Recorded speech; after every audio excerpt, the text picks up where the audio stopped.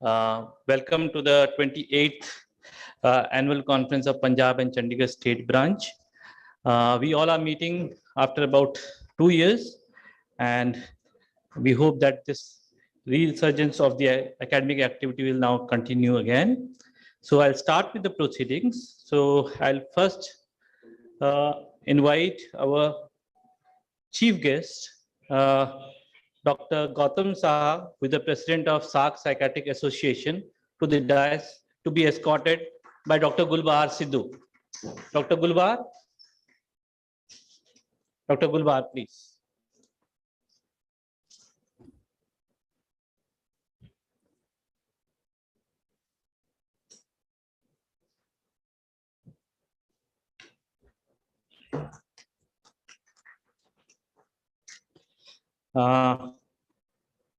I welcome our National IPS President, Professor Dr. N.N. Raju. He's joining us online. Good afternoon, sir. Yeah, good afternoon. Good afternoon, Sandeep. Yeah, good afternoon, sir. Yeah, Most welcome. Yeah. Then I welcome Dr. Vinay Kumar. Sorry, there is a meeting. Dr. Vinay Kumar, our National Vice President, come President-elect, who is in Patna and who could not reach here because of some logistic reasons. So Dr. Vinay Kumar, welcome, sir, please. Welcome, Vinay Kumar.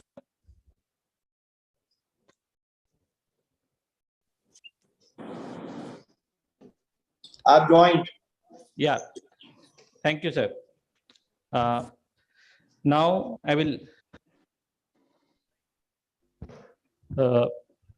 our National General Secretary, Dr. Arvind Brahma, and to be escorted by Dr. Arvind Sharma, who is the president of the state branch of PUNJAB.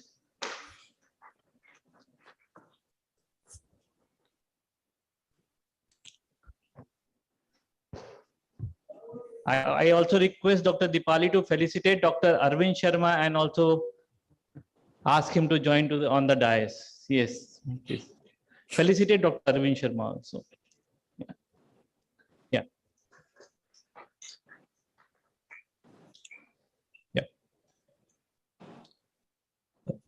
Now I request Dr. Dipali Gul, who is our Vice President come President-elect of the PUNJAB, to escort the Director Principal of PIMS, Dr. Professor Rajiv Arora, to the dais.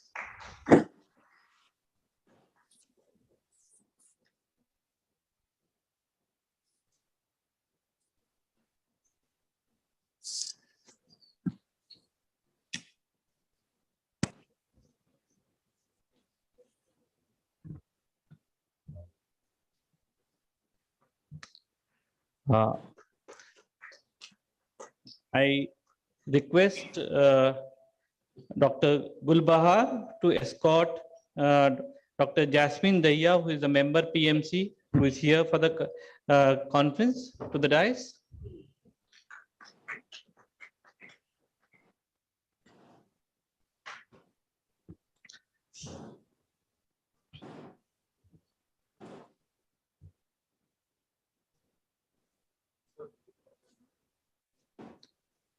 I request Dr. Dipali to escort the President IMA Jalandhar, Dr. Alok Lalwani, to the dais.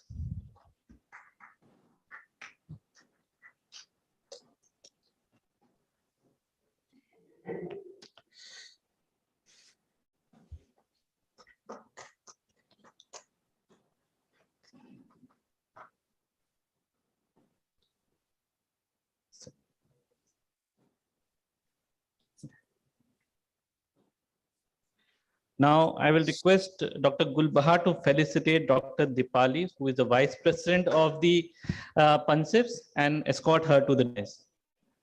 Dr. Gulbahar is the organizing secretary, and Dr. Dipali is the organizing chairman for the conference.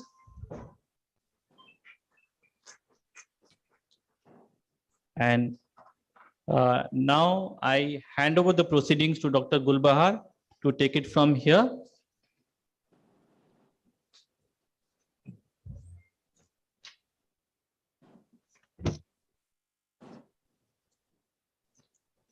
Good evening, everyone.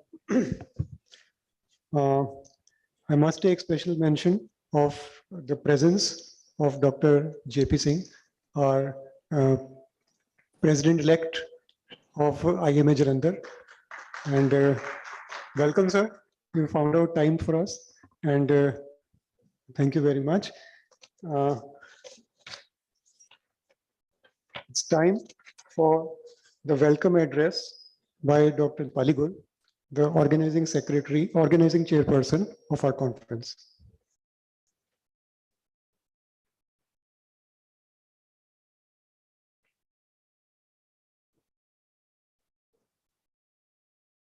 A very warm welcome to all. A very good evening to all the distinguished guests. It's the time of the year which we all look forward to. A time to share a research, a time to meet and catch up with our colleagues, a time to share thoughts, hopes, worries, and laughs. It's a matter of great privilege to welcome you all to the 28th annual conference of the Punjab and Chandigarh branch of the Indian Psychiatric Society that is organized here in Punjab Institute of Medical Sciences, Jalandhar. I am privileged to welcome Dr. Gautam Saha, the president of the SAC Federation of Psychiatrists, and immediate past national president, Dr. Vinay Kumar, who has joined us online, and Dr. N.N. Raju also, and Dr. Aravinda Brahma, the National General Secretary of our society, who have kindly consented to be with us physically here today.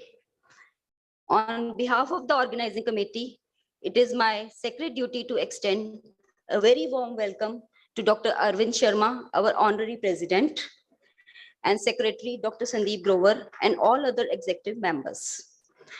I extend a warm welcome to Dr. Jasmine Daiya, the member of Punjab Medical Council, and Dr. Alok Lalwani, who is president of the Punjab IMA. My greetings to all the guest speakers who have kindly consented to share their knowledge and experience with us. And a very warm welcome to all the delegates who have graced the occasion of this PUNJAB 2022. I sincerely hope that the deliberations at this conference make us more sensitized and better informed about the mental health issues than confront our younger generation. I hope that the questions that I have raised are answered during the course of this conference. So we in this organizing committee have made efforts to make your stay pleasant and comfortable, and wish you all a memorable learning experience and stimulating discussions during the course of the conference. So we promise efforts, untiring efforts, we promise enthusiasm, we promise mistakes, and for whom we promise to learn and move ahead. So please feel free to point out any shortcomings in our part, and we look forward to hosting you over the weekend. So wishing you a very happy learning experience. Thank you.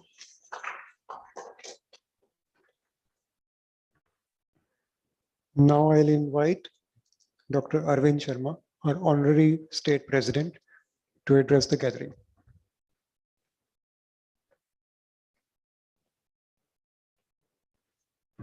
Thank you, sir. Hello, everyone. So it is almost homecoming because it's the third time we are coming under as being invited by Dr. Gulbahar and his team. So I welcome all the senior dignitaries on the dais and off the dais, and all the people who have joined us on online sessions.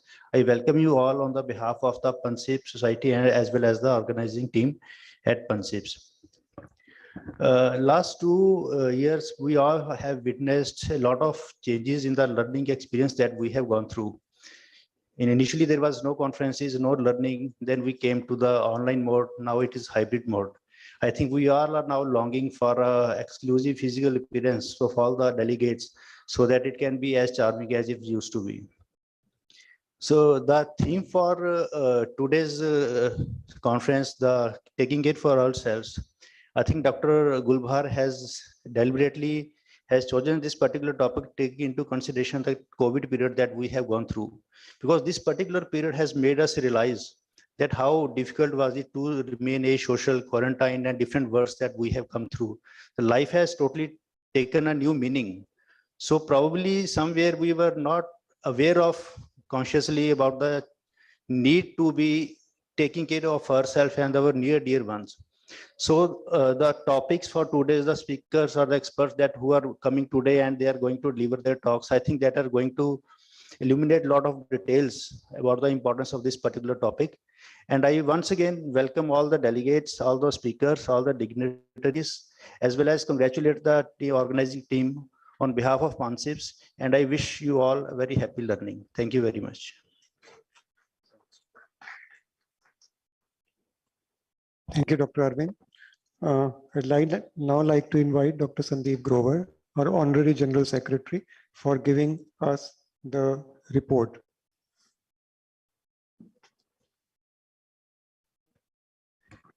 Thank you, Dr. Sidhu. Respected Dr. N.N. Raju, the President of Indian Psychiatric Society, Dr. Vinay Kumar, the Vice President cum President-elect of Indian Psychiatric Society, Dr. Arvind Brahma, the General Secretary of Indian Psychiatric Society, Dr. Jasmine Daya, the member of PMC, Dr. Rajiv Arora, the Director Principal of PIMS, and my dear elder brother, Dr. Gautam Saha, the President of SARC Psychiatric Association, who is here with us, the President of the State Branch, Dr. Arvind Sharma, the Vice President, Dr. Dipali Gul, Dr. Navkiran Mahajan, the editor, and Dr. Gulbahar Sidhu, the organizing secretary. On behalf of the PUNJAB Society, I welcome you all to this conference. We all are meeting here after a hiatus of about 2 years. We were not able to have the in-person meetings, and somehow deliberately, whenever we discussed about having a meeting, we thought that there are so many online activities going on that it's no fun in having online activities just for a state branch. So we just waited for the appropriate opportunity to come forward so that we can have an in-person meeting. And after a lot of deliberation, Dr. Gulbahar and Dr. Dipali came forward with organizing this conference. So I would like to thank them. Last 2 years, as I've already said, has not been much of activity from our side because of the COVID. And I hope that in now due course of time, we will have a lot of academic activities, and already we are discussing about, as we started with an activity of so-called PG development program in the Punjab and State branch. We will again like to revive that and will continue with our national annual conferences. So I welcome you all to this conference, and I hope that all of you will enjoy your stay here and the academic fest. The theme chosen is caring for ourselves. Basically, it comes from the fact that in the COVID times, we all have seen that, or over the years, we have forgot to take care of ourselves. We are overburdened with work, and what we are seeing in the today's society, a lot of violence against doctors and other things. We are taking too much of responsibility on ourselves, and in that we are forgetting to take care of ourselves. That's why I think it's a time to take a step backward and start looking at how we can take care of ourselves without compromising our patient care. So welcome you all once again. Thank you. Thank you, Dr. Sandeep. Before we go for the ceremonial lighting of the lamp, I would like to recite a small prayer, which is Live to Serve of the Indian Medical Association. This is very relevant to our theme also of the prayer of the present conference. May everybody be happy. May everybody be healthy. May everybody be free from pain. May everybody be free from sorrow. May we be the healing cure beyond every greed and lure. I hope this serves us the beacon of our everyday practice. Thank you so much. Now I would invite all the distinguished dignitaries to come forward from the dais for the ceremonial lighting of the lamp. And Dr. Gurvinder Pal has kindly consented to recite Saraswati Vandana for us, and that's why we haven't got it recorded. Sir. Mata Saraswati Sharada, Mata Saraswati Sharada, Mata Saraswati Vidyadani Dhyani दुख हरणी जगत जननी ज्वालामुखी माता सरस्वती शारदा माता सरस्वती शारदा माता सरस्वती शारदा विद्यादानी ध्यानी दुख हरणी जगत जननी ज्वालामुखी माता सरस्वती शारदा माता सरस्वती शारदा कीजे सुदृष्टि सेवक जाने अपना इतना वरदान दीजे तान ताले वरे अलाप बुद्धि अलंकार शारदा माता सरस्वती शारदा माता Saraswati Sharda thank you thank you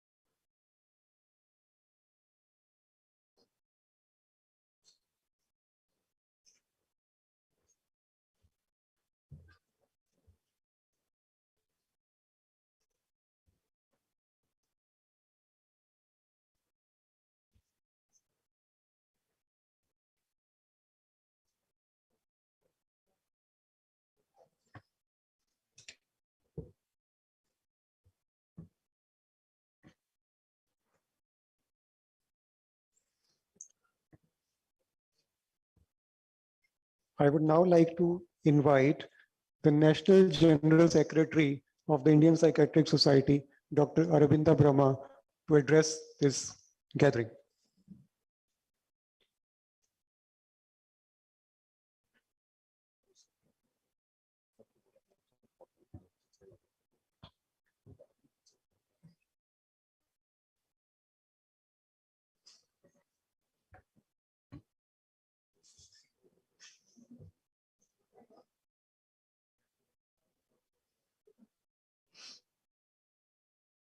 Good afternoon. President, Indian Psychiatric Society, Dr. N.N. Raju, and Vice President, Dr. Vinay Kumar, who has joined online. President, SARC Psychiatric Federation, Dr. Gautam Saha. Then the State President, Dr. Arvind Sharma, and Secretary, Dr. Chandip Grover. The organizing Chairman, Dr. Dipali Gul, and the organizing secretary, Dr. Gulbahar Singh Sidhu, my dear friend. Then member of Punjab Medical Council, Dr. Jasmin Daiya, President Jalandhar IMA, Dr. Alok Lalwani, and the Director Principal of Punjab Institute of Medical Science, Dr. Rajiv Arora, and all other distinguished guests present over here. I am really thankful to the Punjab and Chandigarh State Branch for inviting me in their 28th annual National State Conference here in Jalandhar, because it's my first visit in Jalandhar, and you know, Bengal and Punjab is so well connected through heart, because in Calcutta, we have brought up in a area, you know, where so many people from Punjab are living. And so I don't know why, but we feel something familiar with the people of Punjab. So it's a great opportunity for me personally. And on behalf of Indian Psychiatric Society, I can tell you that for the last few years, especially during the last 2 years, while we have this COVID pandemic, but Indian Psychiatric Society has done a tremendous job. Most of you know that. Just a quick remembrance, like during this pandemic time, in the first year in 2020, we have started tele-psychiatry helpline from IPS, and about 750 psychiatrists has joined in the free teleconsultation helpline. And we continued the same service in the second wave also in 2021. Also, we have launched that suicide prevention helpline because, during this pandemic time, the incidence of suicide has increased to a great extent. And our immediate past president, Dr. Gautam Saha, who is present over here, he has started the suicide helpline, and now still it's working. So people can take help of that. And very recently, in the union budget, Mrs. Nirmala Sitharaman, she has proposed a teleconsultation helpline from the central government part, and IPS, Indian Psychiatric Society, under the able leadership of Dr. N. Raju, our president, immediately we responded from IPS. We have written letter to Prime Minister, to Finance Minister, to Health Minister, to all the important ministry in central government that IPS wants to work in collaboration with that particular project, and along with NIMHANS also. So already we got very good response from different central ministries. They have appreciated and they have shown their eagerness to work with IPS. So I think it's a big motivation for IPS for the coming days to work for the mankind, for the society on the whole. So these are the, I think, few very important steps that we have done during the last 2 years, especially during this pandemic time. So without wasting much time, I again thank you all for inviting me over here, and I wish this conference a grand success. Thank you very much.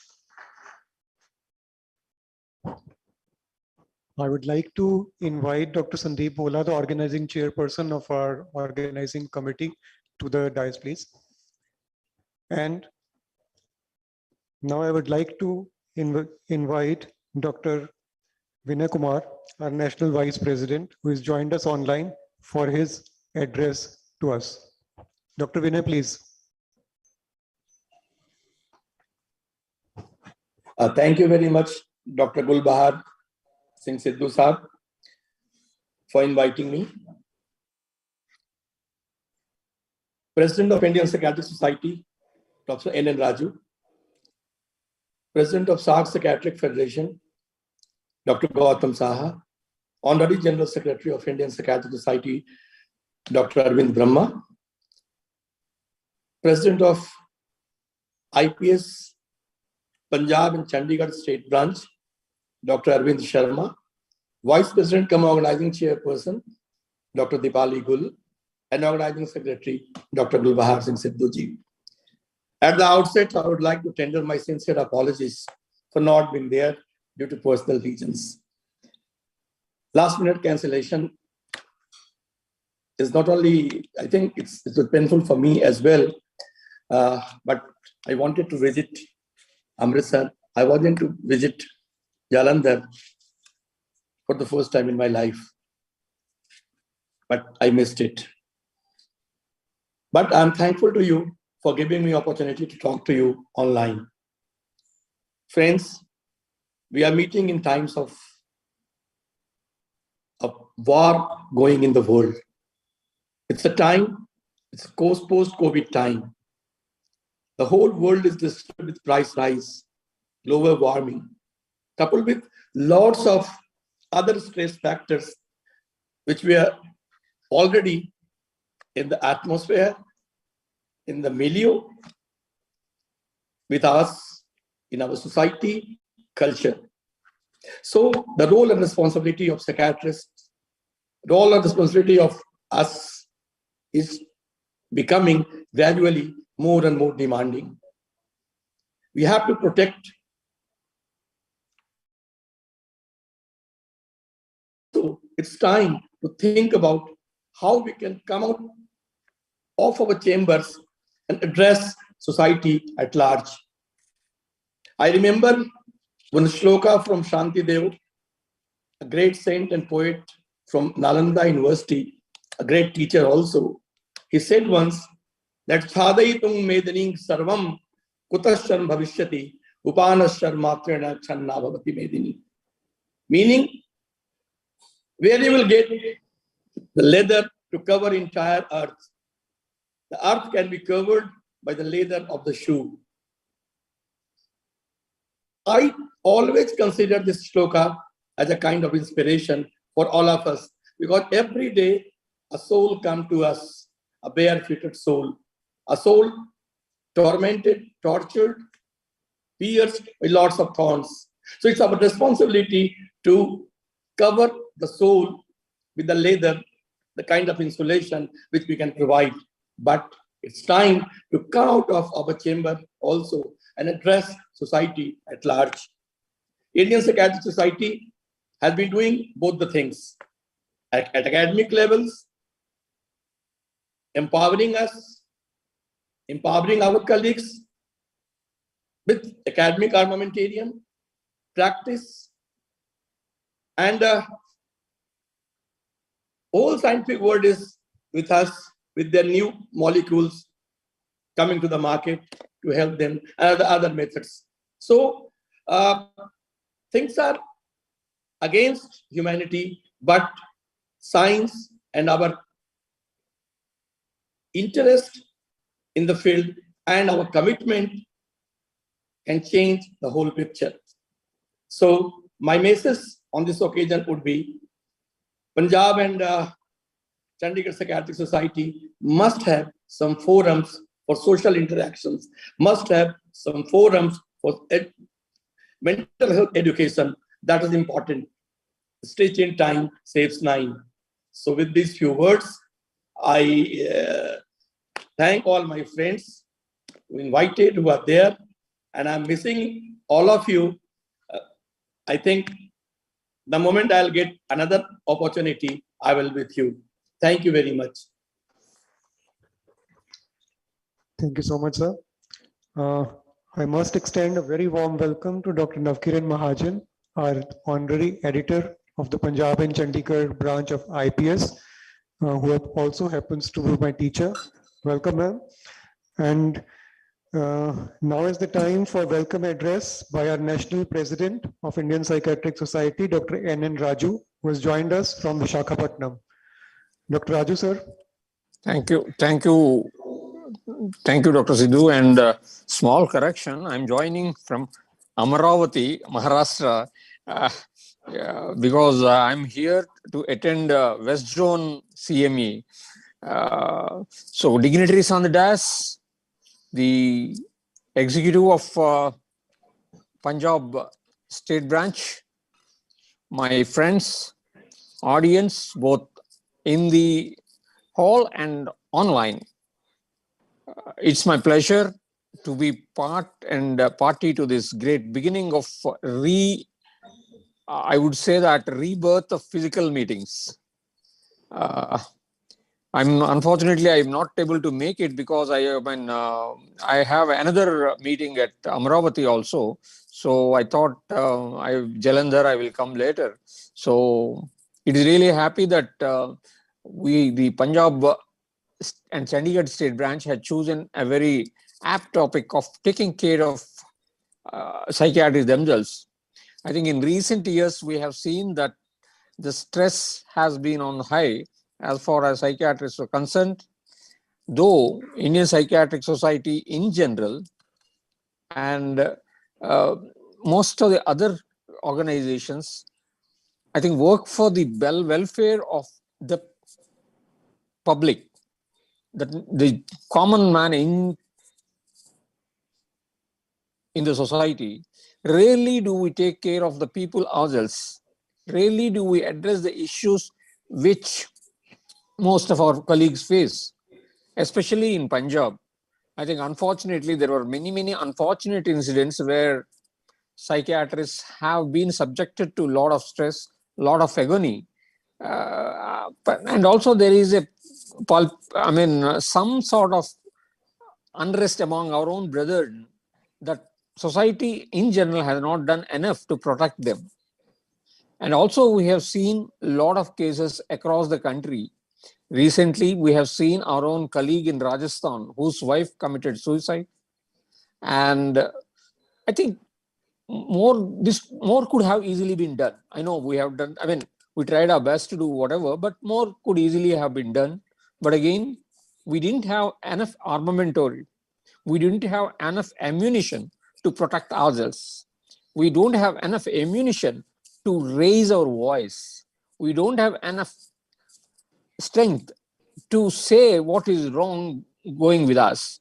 So I think it is time, I hope the result, whatever the deliberations that take place in this meeting would help the society. I would be very happy if Gulbahar can bring us a paper to send us to this national committee to what best we can do about it, how best we can address the government.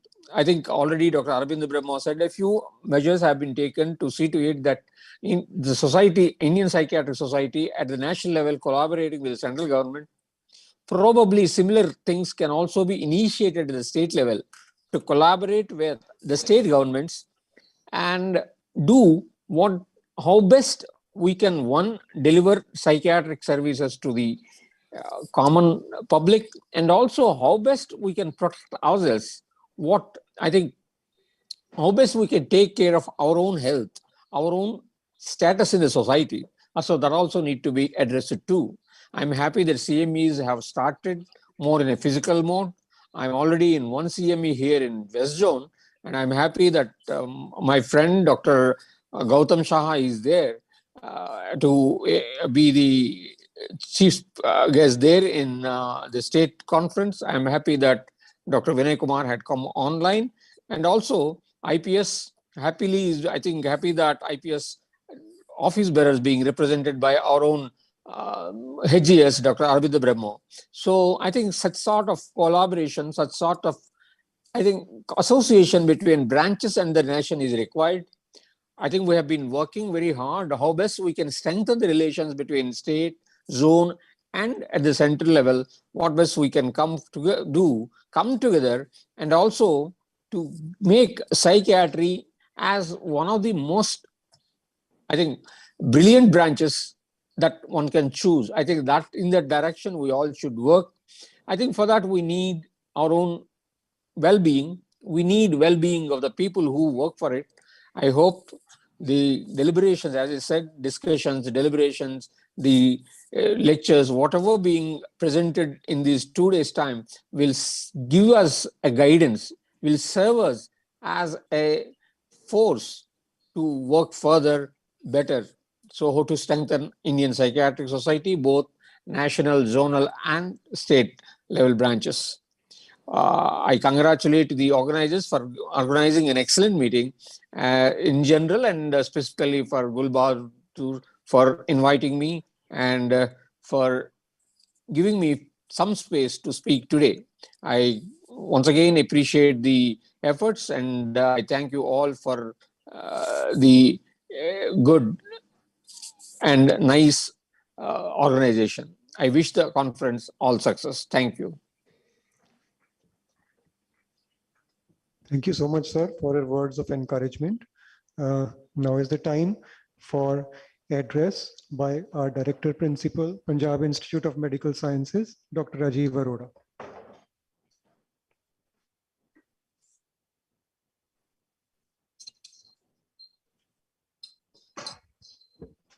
Good afternoon, everybody. It is good to be back after 2 years. Dignitaries on the dais, off the dais, delegates. I'd like to give you the PIMS perspective regarding the theme, taking care of ourselves. We started with taking care of our themes, of our students, and you'll be happy to know that in the month of March, we started the online classes. Thereafter, we also moved on to the online clinics. And during the pandemic, we have been working, and Dr. Himanshu and his team, Dr. Dipali Gul, Dr. Rajinder, we've managed to increase the beds that are available to 55, 20 de-addiction and 35 the psychiatry beds. Also, I am happy to share with you that we've managed during this time to get 2 DNB seats, which is a feather in the cap of the department and of the institute. So I hope with the perspectives from the various faculty, we will gain these perspectives and will be able to battle this pandemic of mental illness, the psychiatric illness that is going to follow the COVID. Thank you.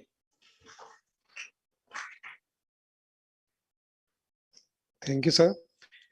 I'd now like to invite member of Punjab Medical Council, Dr. Jasmine Daya, to address the gathering.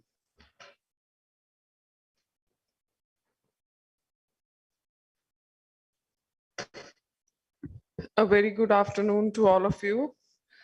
Respected seniors and dear friends, I am pleased to announce that this conference is accredited with 8 CME credit hours by the Punjab Medical Council. Today's theme, caring for your own self, I must say it is the need of the hour, like everybody has been stressing post-COVID. Yes, we all need to take care of ourselves. We all at PMC are trying to make this Punjab Medical Council as doctor friendly as possible. If there is any complaint, if there is any problem, we try to be with our colleagues. And I would like to just make one request that everybody should have their Punjab Medical Council certificates renewed in time. All your documents should be in line. We are facing an era of medical, legal and litigations. So you should all renew your Punjab Medical Council registrations in time. I wish this Congress wonderful success. All the best. Thank you. It's time to invite Dr. Alok Lalwani, President of the IMA Jalandhar, and my dear friend, to address the gathering.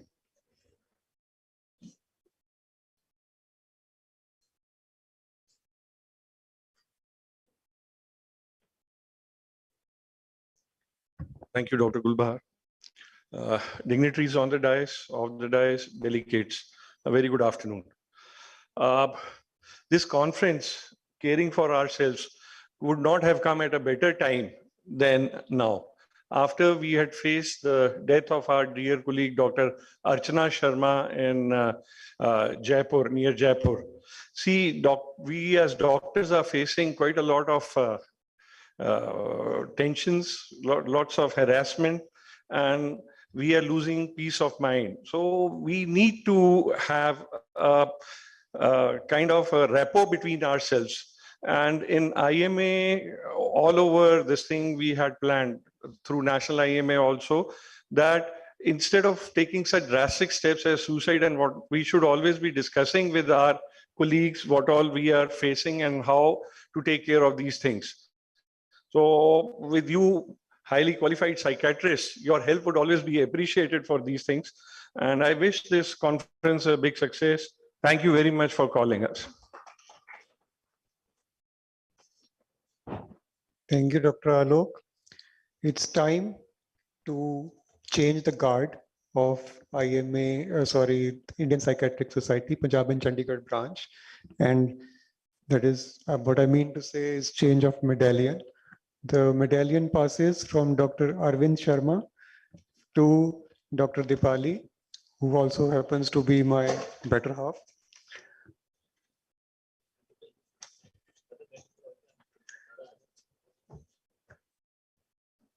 And who better to do this sacred duty than Dr. Gautam Saha, our SARC. You would felicitate it. Ultimately, Sure. hand over the Yeah.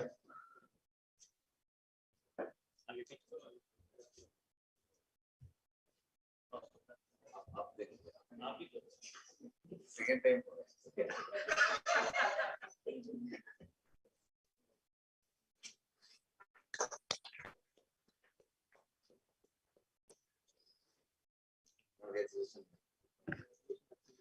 Thank you. It's time for a short comment by our incumbent president. So thank you everyone. And with the help of all the colleagues, my seniors and juniors, I like to make it a big success. We'll make more members in our society so that we make a better fellowship of these concepts and make a great success for the help of the students and other colleagues. Thank you very much.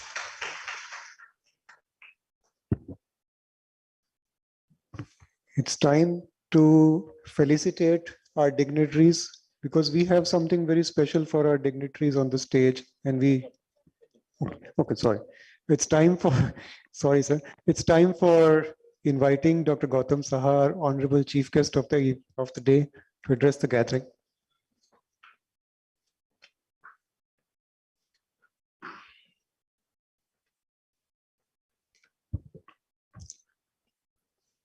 Good afternoon, ladies and gentlemen, and my dear lovely friends. It's really great to present here as a chief guest in this program. It's an honor for me. You know, at the outset, I must give my thanks, my sincere thanks to Dr. Gulbahar and his team for considering me for this program and inviting me.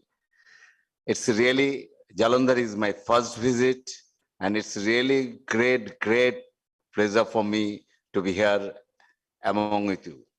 You know that at the initial part, I also want to thank to the president of this meeting, now Dr. Dipali Gul, and also the immediate past president, Dr. Arvind Kumar Sharma, for this meeting, to our national president, Dr. N.N. Raju, vice president, Dr. Binay Kumar, my dear brother, Dr. Arvind Brahmo, the honorary general secretary of the Indian Psychiatric Society, and also the other office bearer like Dr. Alim Siddiqui as a treasurer, and also Professor O.P. Singh as an editor. And also the organizing committee, you know that Dr. Dipali Gul and Dr. Sandeep Bhola as organizing chairperson, Dr. Gulbhar Sidhu as an organizing secretary, other joint secretary like Dr. Deepak Nanda, Dr. Rajinder Magu, and Dr. Himanshu Sharin. And the state office bearers like Dr. Dr. Dipali Gul, and immediate past secretary Dr. Arvind Sharma, Dr. Sandeep Grover, my dear brother, as an honorary general secretary, Dr. Navkiran Mahajan as an editor, and other executive members. As our honorary general secretary, you know, Arvinda already said that there is a very good relation between the Bengalis and the Punjabis. He already told. Basically, it is right that both of us are doing work from our heart rather than our brain. This is the most similarity.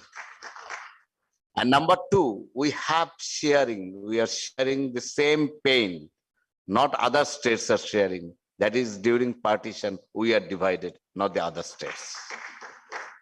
That is why the similarities are there. Are definitely, we like enjoying life, singing, dancing, everything. Definitely, there are lots of similarities. That's why whenever Dr. Gul Bahar asked me to come here, without any hesitation, I say, yes, sir, I'm coming. You know that there is a big contribution from the Punjab psychiatrists to the National Indian Psychiatric Society. There are lots of big persons there. In fact, as a SARC president, I'm telling you, in the SARC office bearers, Dr. Sandeep Grover, honorary editor of the SARC Psychiatric Federation, we should give a big clap for him. He is a SARC. And not only that, one of the most important, the research committee, the chairman of the research committee is Dr. Ajit Abosti. So he is also from this state. So remembered, and they are working very hard. and we are also together is working. As Aravinda mentioned, there are lots of work done in the last 2 years in the Indian Psychiatric Society also. As the immediate past president of the Indian Psychiatric Society, I just mentioned another 2 things is very important, because you know that last year we have started the certificate course committee, and already 1 certificate course has been done. You know that all 5 courses we have planned, and it was accredited by the WPA, World Psychiatric Association. And they almost the credit points of the 10 credit points, they are telling something other terminology. I just forgot right now. So it was the thing, and there is an app is developed. Aravinda knows that, and then it should be popularized. Please use it. And through this app, anybody can use this, and anybody can get any information regarding the Indian Psychiatric Society. Even you can make a new member. There is a payment gate also there. So these are the things we have done. I don't want to take much time, but the theme, I must congratulate and my sincere gratitude to the scientific committee of the organizing committee, because the theme is caring for our own selves is one of the most important things I've seen in the last few years. Because this is the simple things. It is not a theme of a doctor. It is a theme of all human beings. If you don't care of yourself, you don't care others. You can't. So as a doctor also, there are lots of issues related to it. We know that in the scientific session, we will discuss all these things. You know that there are lots of issues. As a doctor, as a practicing pressures, we have an ethical issues, especially in the COVID period. You know, there are lots of ethical issues. Whether every doctors, almost 90% of doctors is really ready to go to serve our people. But there is ethical issues, whether I come back to home, whether I will infect my family members or not. There is a lots of stress out of this. Not only this, somebody is under ventilation. We know he will not come back. There are lots of in the queue, but for the ethical issues, we cannot off this ventilator. So those who doctors are working in this field is a really so many stress, and out of stress they are burnout and they have depression, and there are a lot of, we lost so many doctors in this period, and overall suicidal rate is almost increased about 10%. And there is, that is the reason we have started the National Suicide Helpline, as our Honorary Secretary Dr. Aravind Brahma mentioned last year. And it was a fact in Amrit Pattaji was one of the most active member of this part, and we really very grateful that we have done it, and there are lots of people taking suggestions and taking consulted through this app. And others activities already our Honorary General Secretary mentioned. I am really glad, again, I don't want to take much time, but I'm really glad to be here. I am, right now I am feeling I am at home only. Thank you so much for being with us. Thank you for my dear friends and my senior respected, for senior members, my pronouns, and all my lovely friends, my love to all of you. Thank you so much.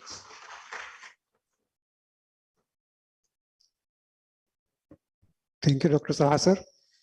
It's time to felicitate our dignitaries on the dais. And this felicitation is because we have got something very special for all of you. Without taking much time, the first I'd like to present, ask Dr. Himanshu Sareen. We'll start with Gautam sir. Yeah.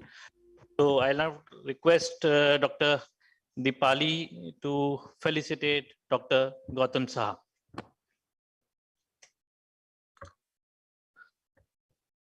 And Dr. Kulbahar to join, please. Please. Yeah.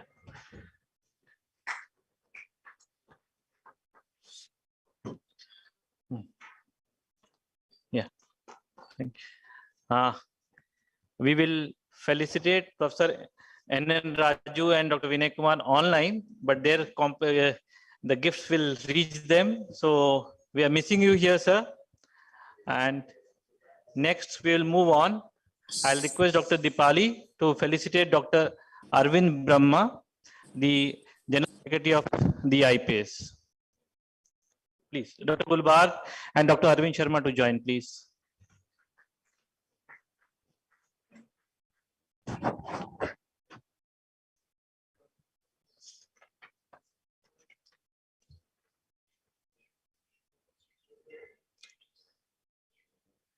Next, I'll request Dr. Dipali to felicitate Dr. Professor Rajiv Arora, the Director Principal of PIMS. And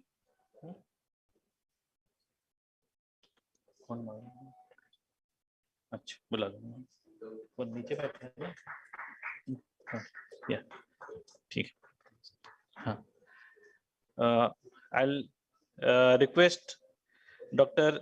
Jinder Mago to felicitate Dr. Lalwani, Dr. Alok Lalwani, Dr. Jinder Mago.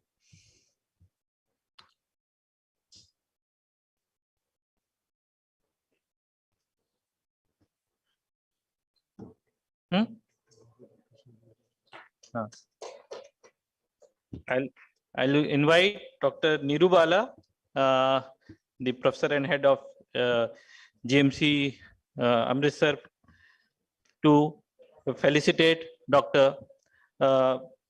Jasmine Daya, the member PMC. Yeah. Yeah.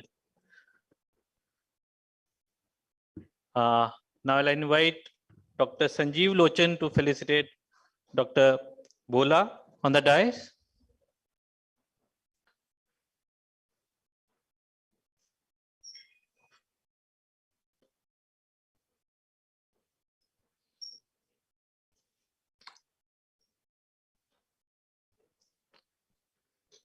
Dr. Gurvinder Pal Singh to felicitate Dr. Dipali Gul.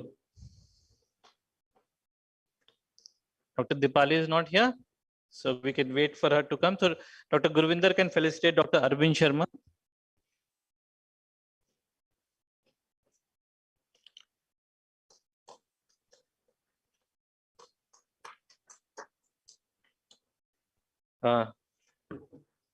Dr. Gulbahar Sidhu to felicitate Dr.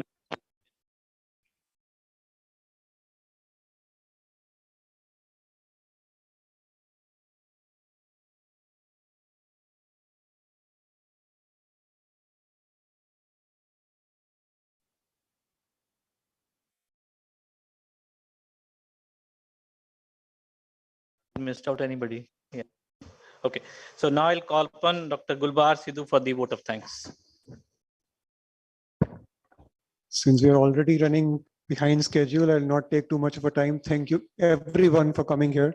Special thanks to Dr. Gautam Saha and Dr. Aravinda for coming from Kolkata all the way to us, Jalandhar. Thank you, sir. Thank you all the delegates who have made it here and offline and online. Hope this conference educates and fulfills the questions that are there in our minds. Thank you very much. Now I request all of us to rise for the national anthem and please sing it aloud. जनगण मन अधिनायक जय हे भारत भाग्य विधाता पंजाब सिंध गुजरात मराठा द्राविड़ उत्कल बंग हिंद हिमाचल यमुना गंगा उच्चल जलधि तरंग तब शुभ नामे जागे तब शुभ आशीष मांगे गाहे तब जय गाथा जन गण मंगल दायक जय हे भारत भाग्य विधाता जय हे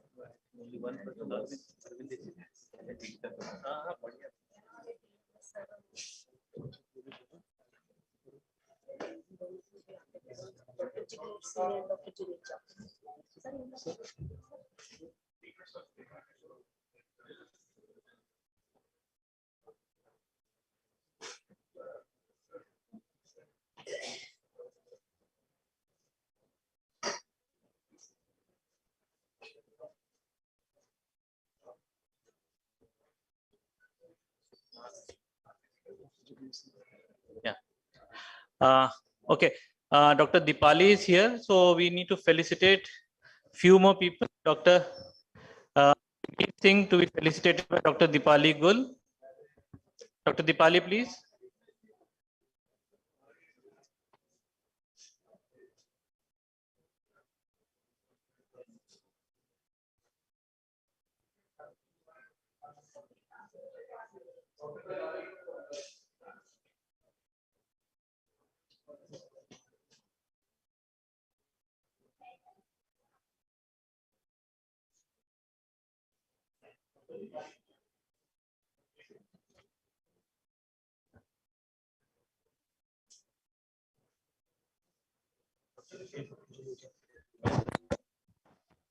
Yeah.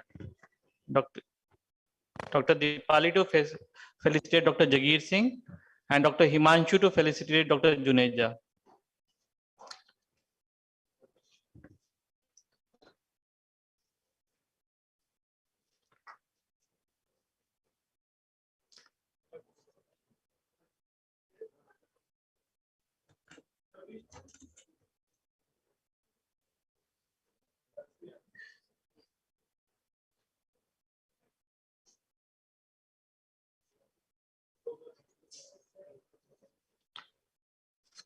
Yeah.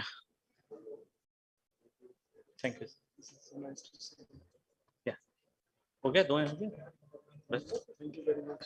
Yeah. So Dr. Gulbar to felicitate Dr. Dipali Gul, please. Yeah, Dr. Dipali was not here earlier. जल्दी कर लो यार.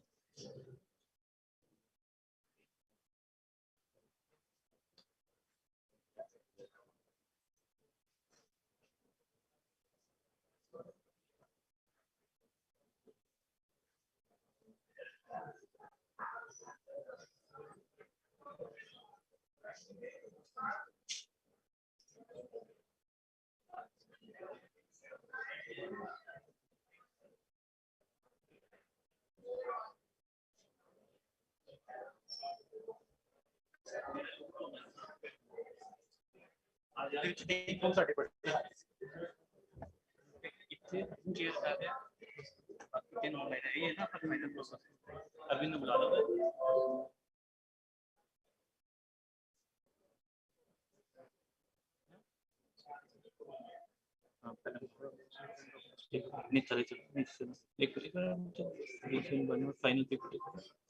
फाइनल फाइनल हाँ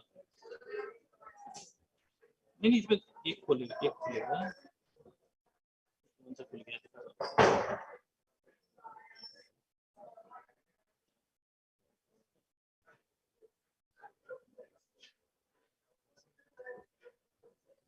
फाइनल इसमें नहीं है होना चाहिए यार कैसे नहीं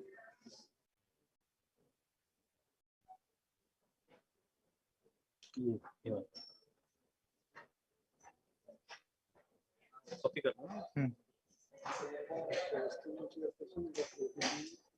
चेक डॉक्टर बस्ती आ गया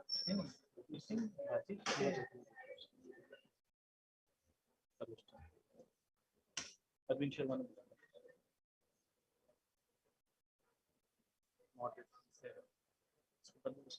अभी बंद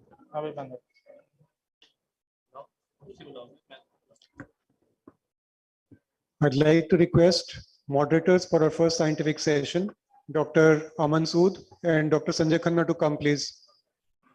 Dr. Aman Sood and Dr. Sanjay Khanna.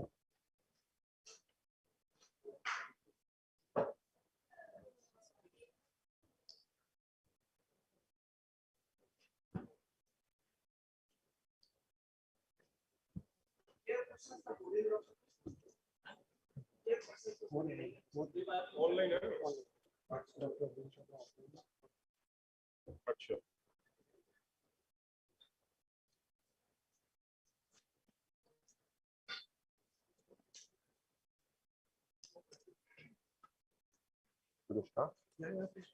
Just welcome the online chairperson and then hand over them. Very good afternoon, everybody. So now the session or topic we start is physician burnout concept, epidemiology, prevention and management. And the speaker is Dr. Sandeep Grover. He's a professor in PGI and secretary to this Chandigarh and Punjab IPS branch. So the chairpersons, online chairpersons are Dr. O.P. Singh, who is editor in Indian Journal of Psychiatry, Dr. Ajit Awasthi, who is stalwart of psychiatry. He's a retired professor, psychiatry, PJ Chandigarh. Now he's at Fortis Hospital, Chandigarh. Dr. Arvind, who is present with us, he's ex-professor and HOD Guru Gobind Singh Medical College. Now he's practicing at Patiala. Dr. Abdul Majid, who's also offline, he's vice president to IPS North Zone. Now I request Dr. Sandeep to start the topic. Chairpersons to take over. Anyway, chairpersons to take over. So I request chairpersons to take their seats. Come on the dais, Dr. Arvind. And I welcome Dr. Ajit Awasthi. Hello, sir. Dr. Majid. Hello, Dr. Majid. Good afternoon. Good afternoon. I think Dr.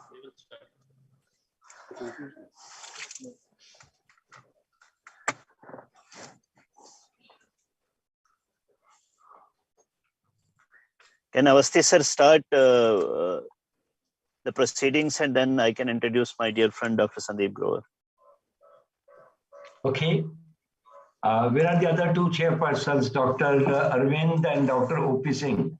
Sir, Dr. Is Arvind is there in the around? hall. Arvind is there in the hall. Dr. Arvind is here. I can see him. Hello, Dr. Arvind. Pleasure seeing you. Good to see you. Yeah. And where is Dr. O.P. Singh? I think, sir, he'll be joining online. We're just trying to joining online. So I think without much ado, we should start with the proceedings of the day because we are already running late. Sure. And I think there could not be a better person chosen whom we should keep anonymous at the moment, because Dr. Abdul Majid will introduce that person in due course of time. So anyway, the whole mystery is gone. He's Dr. Sandeep Grover. So Dr. Abdul Majid will introduce Dr. Grover. Let him be his privilege. I think I am very happy to be associated with this particular session as a chairperson, along with my three dear friends, Dr. O.P. Singh, Dr. Abdul Majid, and Dr. Arvind Sharma. And at the same time, it's really an honor to chair a session wherein Dr. Sandeep Grover, my very dear friend, and who has done such great work in psychiatry, speaks. Well, friends, today we have the topic of physician burnout. I think it's quite deliberate, I hope so, that they are not talking of psychiatrist burnout, but they are talking of physician burnout. Because actually, as psychiatrists, if we look only at the psychiatrist burnout, then it's a different perspective. If we look at the physician burnout, that means all medical practitioners, medical and surgical practitioners, and the burnout phenomenon that they go through, that's another perspective. And if we go for a professional burnout, then that's a third perspective. So every way, like in a concentric circle, the whole topic gets enlarged and with different focus and different perspectives. If Professor Sandeep Grover remembers, and I'm sure he has a very sharp memory, many years ago, while we were sitting together and sipping coffee, I suggested to him, Sandeep, I think the burnout is an issue which is topical, and before others jump in, we should do some study on the burnout. My friend agreed with me, although we did not embark upon that idea in a very big manner, but nevertheless, we did some modest work in the department on burnout phenomenon and published some papers also, which I am sure Dr. Sandeep Grover will share the findings as he goes along in his lecture. Well, friends, when we talk of burnout, I think as the chairperson of the session, I would expect from my friend, Dr. Sandeep Grover, some clarity on the concept. And also, how does it affect the professional careers and how we can prevent such a phenomenon to happen, which generally happens at the mid-career of any professional. So I think let us hear Dr. Sandeep Grover after he is introduced by Dr. Abdul Majid. And after he has made his presentation, hopefully Dr. O.P. Singh would have joined by that time. Dr. Arvind Sharma is there, and then they can handle any of the question answer sessions. We'll chip in as and when required. Thank you very much. Dr. Abdul Majid, please. Thank you very much, sir. As you said, that it's always a privilege to be with you as one of the co-chairpersons and to introduce one of our very talented speakers and researchers, Dr. Sandeep Grover. I think whole India knows him. Not only India, is very much known for his research and his for presentations internationally as well. But as a matter of routine, he is a professor of psychiatry in PGI EMR Chandigarh.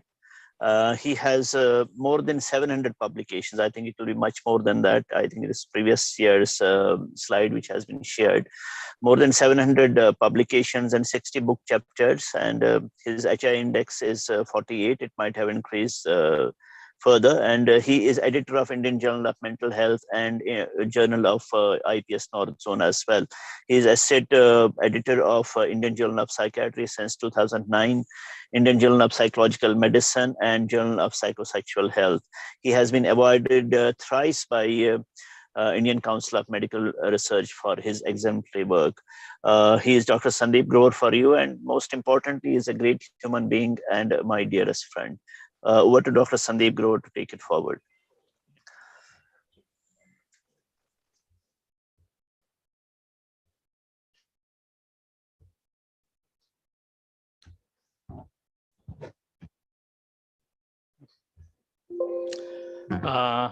Thank you, chairpersons, Professor Avasti, my teacher, and Dr.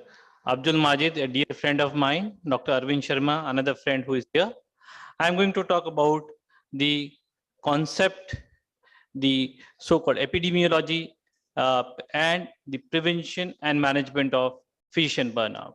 Now, before I start my topic, I would like to just disclose that I do not have any conflict of interest when I'm presenting this talk. Yeah, I may be using certain images which are available on the internet just to convey the message which I want to convey in my talk. And the references which I have used here, if anybody is interested, can obtain from me. So when we talk about a doctor, what people expect, a doctor needs to have so many characteristics that humanly, if we try to look at this, it is very, very difficult for all of us to have this. And the most important thing which everybody expects us to care for people in a genuine way and have empathy with everyone around us. And the other assets, I'm not reading everything, but these are the certain characteristics which everybody expects out of us. Now let's look at this description of a doctor. So a 50-year-old doctor working in a government setup, he starts his outpatient at about 9:30 in the AM in the morning, sees about 35 patients himself, supervises his junior residents and senior residents, sees about 5 or 7 cases for each of them. However, while providing services, he's frequently getting irritable on small matters, would often shout at his residents for being incompetent, would get irritable if the patient would ask for a few extra questions from him. He would pass sarcastic comments to the patient and their caregivers. Later, while talking to his colleagues, would frequently report that their system is faulty and rotten and nothing is going to improve. Now, How common is this phenomena, those who are working in the government setup? I will say that many of you would agree for this, that this is the something which we all are facing, and most of us are going through this. So if you look at this, what is he going through? Is he depressed? Possibly not. Does he have a personality disorder? Possibly not. Then what does he have? Is he under stress? Possibly not. He is working his way out, he's working every day. So if we try to understand this, what is he going through? He's going through physician burnout. Now, when we try to understand the concept of physician burnout, we need to understand that this term is a metaphor, which is used to explain how physician function, or how a dysfunctional physician functions. So let's understand why this is understood as a metaphor. When we are a small child who's playing with a toy car around and his battery goes off, what is going to happen? The battery will stop working. But what happens to a physician when his battery runs out? Does he ever stop working? Do a physician ever stop working? Possibly not. So what happens? They keep on functioning, because they are functioning the same way throughout their medical career. If you look at a person who becomes doctor since class 7th, 8th, maybe 10th, they are made to work, and compromise on everything in their life to enter into a medical school. Once they're into the medical school, again, they have to fight to survive there, pass on all MBBS with all different kind of effort. And then once you become complete your MBBS, you go to the junior residency, senior residency, you are appointed as a faculty, or you go to the private practice, you start working and working and working. And so you keep on compromising with your personal life every time. So ultimately, you keep on at some level, you start functioning as a dysfunctional person. So that is where when a doctor functions as a dysfunctional person, that's understood as physician burnout. Some people try to define it very simply, that when there is an erosion of the human soul, that is where we talk that it is the person is having, or the physician is having burnout, that he himself is not happy. We have very long definitions also of the physician burnout. If somebody wants to understand state of mind in normal individuals, that is primarily characterized by exhaustion, and is also accompanied by distress, a sense of reduced effectiveness, decreased motivation, and development of dysfunctional attitude and behavior toward their work. Now, all of us, we may be thinking that I don't think that I may be having it. In due course of the talk, I'll look forward to everybody's feedback. Do we have or not? Conceptually, the burnout is considered to have three major components. That is one of emotional exhaustion, depersonalization, and a sense of lack of personal accomplishment. These three components will lead to decreased effectiveness at work. And what is the important fact to remember, that they do not occur in any particular sequence, are not seen in all peer doctors who are experiencing physician burnout. And to understand further, when we say exhaustion is both reduction in the physical and the mental or the emotional level of energy, that you feel low, and gradually you start going downward in your spiral. And often as a doctor, when you sit down, when you go back to your home, you always start questioning yourself that I'm not sure how long I can carry on with this, how long this is going to keep, I will keep on going like this. That's where these are the signs where you are experiencing possibly the exhaustion. The depersonalization is basically understood as the compassion fatigue. And at this stage, the doctors are emotionally not available to their patients or to anybody else for that matter around them. And the emotional energy is said to be tapped dry. And when you talk to them, when you look at their behavior towards others, they express a lot of cynicism and sarcasm, and they often have things to vent out about their patients or their job. This so-called cynicism is very, very important to understand, because when we are talking to each other, talking to our colleagues, how we need to look at that. Cynicism is something like lack of ability to care, empathize, or connect with your patient, or for that matter, staff or your co-workers. And even often you start blaming them, shaming them, or demonizing them, the people whom you are actually supposed to care for. So that is where you will see that this all cynicism can manifest that, as I give you the example, that the doctor considers his junior staff or the junior colleagues or the residents to be incompetent. That's some kind of cynicism coming in, and he passes sarcastic comments to his residents. Then there is lack of or so-called low sense of personal achievement or accomplishment, and this is manifested when a person starts or begins to think or doubt the meaning of the quality of his or her work, what he is doing. He would often think, what is the use? Why am I doing this? Does my work have any particular purpose? And they may worry about making mistakes if things don't get better soon. So this is where you start having low sense of accomplishment. And when we talk about who develops burnout, now the studies are available that people, in fact, those who are preparing for the MBBS entrance exam, to the people to the topmost level of the medical profession, everybody has been shown to have burnout to some or the other extent. So what we need to understand when we talk about the quantifying the physician burnout, who develops more, people who are at the front line, those who are working in the emergency will have more burnout. I'll be discussing that in the epidemiology part a bit more. And if you look at who gets affected, it's not that if somebody, a physician is experiencing burnout, it is only he gets affected. It is that he brings in a chain where the patients he is caring for, their caregivers, the doctor's own family, the colleagues, or their relationship with anybody around gets affected. So that's where we need to understand the importance of looking for physician burnout in ourselves and in our colleagues. How common it is. The data from US suggests that about half of the doctors do experience physician burnout. The prevalence rate has been reported to be about 54%.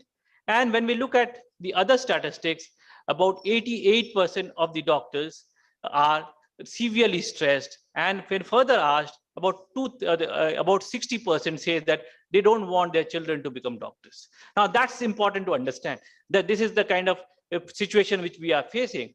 So that's where doctors are not recommending their children to become doctors. And then when we look at, is it increasing over the time period? Yes. The data from US suggests that where they assess the same group of doctors at two time frames, that is in 2011 and 14, there's increase in the prevalence of physician burnout by about 10%. So, and post-COVID, now the situation may be much worse. And when we look at this data, that there's increase in the prevalence of burnout by about 10%, and there's reduction in the satisfaction with respect to the work-life balance among the doctors is increasing, and it's increased by about 10%. So that's, again, we need to understand that work-life imbalance is increasing among the doctors. And when we compare that with other professional or the general population, we can see that when the prevalence of burnout in others is about 27%, whereas in physician is about 38%. And the dissatisfaction gap between the doctors and other professionals is about more than 15%. That actually indicates that doctors are very, very prone to the so-called phenomena of burnout. And when we look at the phenomena of burnout with respect to the different level of carriers, whether the early carrier doctors vis-a-vis the so-called middle level carriers of the carrier. Now we can understand where the profession is moving, that everybody is regretting why I have become a doctor or why I'm becoming a doctor. And they are facing high level of work-home conflict, and they are facing high level of depersonalization. When we look at the middle level carrier doctors, they report high level of so-called working longer hours or having too many overnight calls. And they again have lower level of satisfaction with the specialty of their choice. They again also have low work-life satisfaction, and they have higher rates of emotional exhaustion. And when we look at the different level of similar. When we look at the gender differences, the data suggests that overall, the middle level carrier doctors have higher level of burnout. And when we look at the gender differences, the men experiences more burnout during the early and the middle carrier, whereas the women experience more burnout, those who are in the late carrier. And when we look at the different specialties like the primary care, the surgical specialty, the medical specialty, and the other specialties, again, if you look at that, the burnout rates are again relatively higher in the middle level carriers across the specialties. And when we look at the across the specialties, the burnout levels is much higher in the primary care, followed by those in the surgical specialties, and then followed by those in the internal medicine and the pediatric specialty. And when we look at the burnout levels again in the those who are in the private practice or the academic or the veteran hospitals, you will see that the burnout rates are much higher in the private practice. These are the data from the US. And when we look at the rate of burnout among the different specialties, again, it's very important that if you look at this, the psychiatry, we are placed at a much better position. The rate of burnout is lower. But if you look at those in the emergency medicine, the burnout rates are more than about 70%, then closely followed by those in the urology and family medicine. And when we look at the work-life satisfaction, again, it is much lower in those in the something like urology or the neurology. So these are the people who are experiencing much more burnout than others. We as psychiatrists, maybe I can say that we are slightly better placed than others, and I expect the same, that we should continue doing that. What is the level of burnout in India? When we look at the data, different studies have been done among the different career people like medical students, the qualified doctors and others, and prevalence rates have varied from about 22% to about 90%. And if we try to understand this, again, it totally depends on the assessment instrument and the sample size. But what we can say that there are high level of stress and burnout among the medical students and also the qualified doctors. What are the various factors which drive us to the burnout? The basic premise of the clinical medicine and the so-called way we are conditioned to practice medicine, that we are supposed to be workaholic, superheroes, perfectionist, and if nobody is around, I will be the lone person doing the work for my patient, and the patient comes first, and rest everything is the last thing. And we are trained to show to behave that we are not supposed to express our emotions anywhere, not show our weaknesses to anyone. And then our specific jobs of something like on-call, the so-called local politics, personality, the politics or the personality clashes in the department, and the kind of team you have. If you have a good team, you may have less burnout. And somebody who wants to have a personal life at the place of work, that you want to spend some time for yourself. If you're not able to do that, you start experiencing burnout. Another important fact which leads to burnout among the professionals is the leadership skills of the people who are supervising you. And this becomes something more important, especially in the today's world of the corporate hospitals, where you are employed by others. And if these employees are unskilled people, or in fact they are not there, they're just expecting you to give the output, that's where the rate of burnout will be higher among the physicians. So if we try to look at the basic drivers, these are the long working hours, and when there is loss of meaning in medicine and the patient care, that you have decreased support, or you have been given increasing responsibility without any kind of autonomy and the flexibility, that is where you start having problems. And when you are facing a lot of challenges in your institutional culture, that you're not able to function properly, you don't have the peer support, or people are not professional, or there's a leadership which is disengaged, that makes you more prone to the burnout. Of course, the work-life imbalance is an important factor. And when we look at the various risk factors which make a person go into burnout, is the work-life conflict I've already said, but the stress at the work relationship. Where you're working, if you have stress in the work, interacting with your colleagues, you are not comfortable in talking to each other, you cannot seek help from each other, cannot seek support from each other, that's where you will start having problem. And when you have a difficulty in unplugging from your work, and frequent on-calls, and you're having sleep deprivation, that can make you, could be a risk factor for burnout. And the more data which is emerging now, that young females who are unmarried and who have long working hours and who have low levels of satisfaction are actually much higher at the risk of burnout. Certain personality traits which most of us as doctors have, something like conscientiousness, we try to be responsible, self-critical, overcommitted to our work, all those again makes us more prone to develop physician burnout. When we look at the organizational factors, the institute or the place where you work. In today's world, without the work balance and everything, what is becoming is documentation, especially the electronic documentation. That is becoming a big factor which is contributing to the burnout, that you need to document everything in real time, that if you're doing an intervention, you need to document at that particular time, because the legal authorities take it in a very different way, and that is where they expect different kind of things from you. So if you have not done the things in real time and you are trying to enter that later on, that becomes a problem, and medico-legally it may not be acceptable. So due to that, to do either you want to focus on your patient or you want to focus on documentation, becomes a major clash, and that leads to a lot of physician burnout. And basically the other related factors comes in the risk of malpractice. And so how much time you spend at home after coming back from your work, that is so-called work-related issues, are still in your spilling over to your home, will determine how much burnout you have.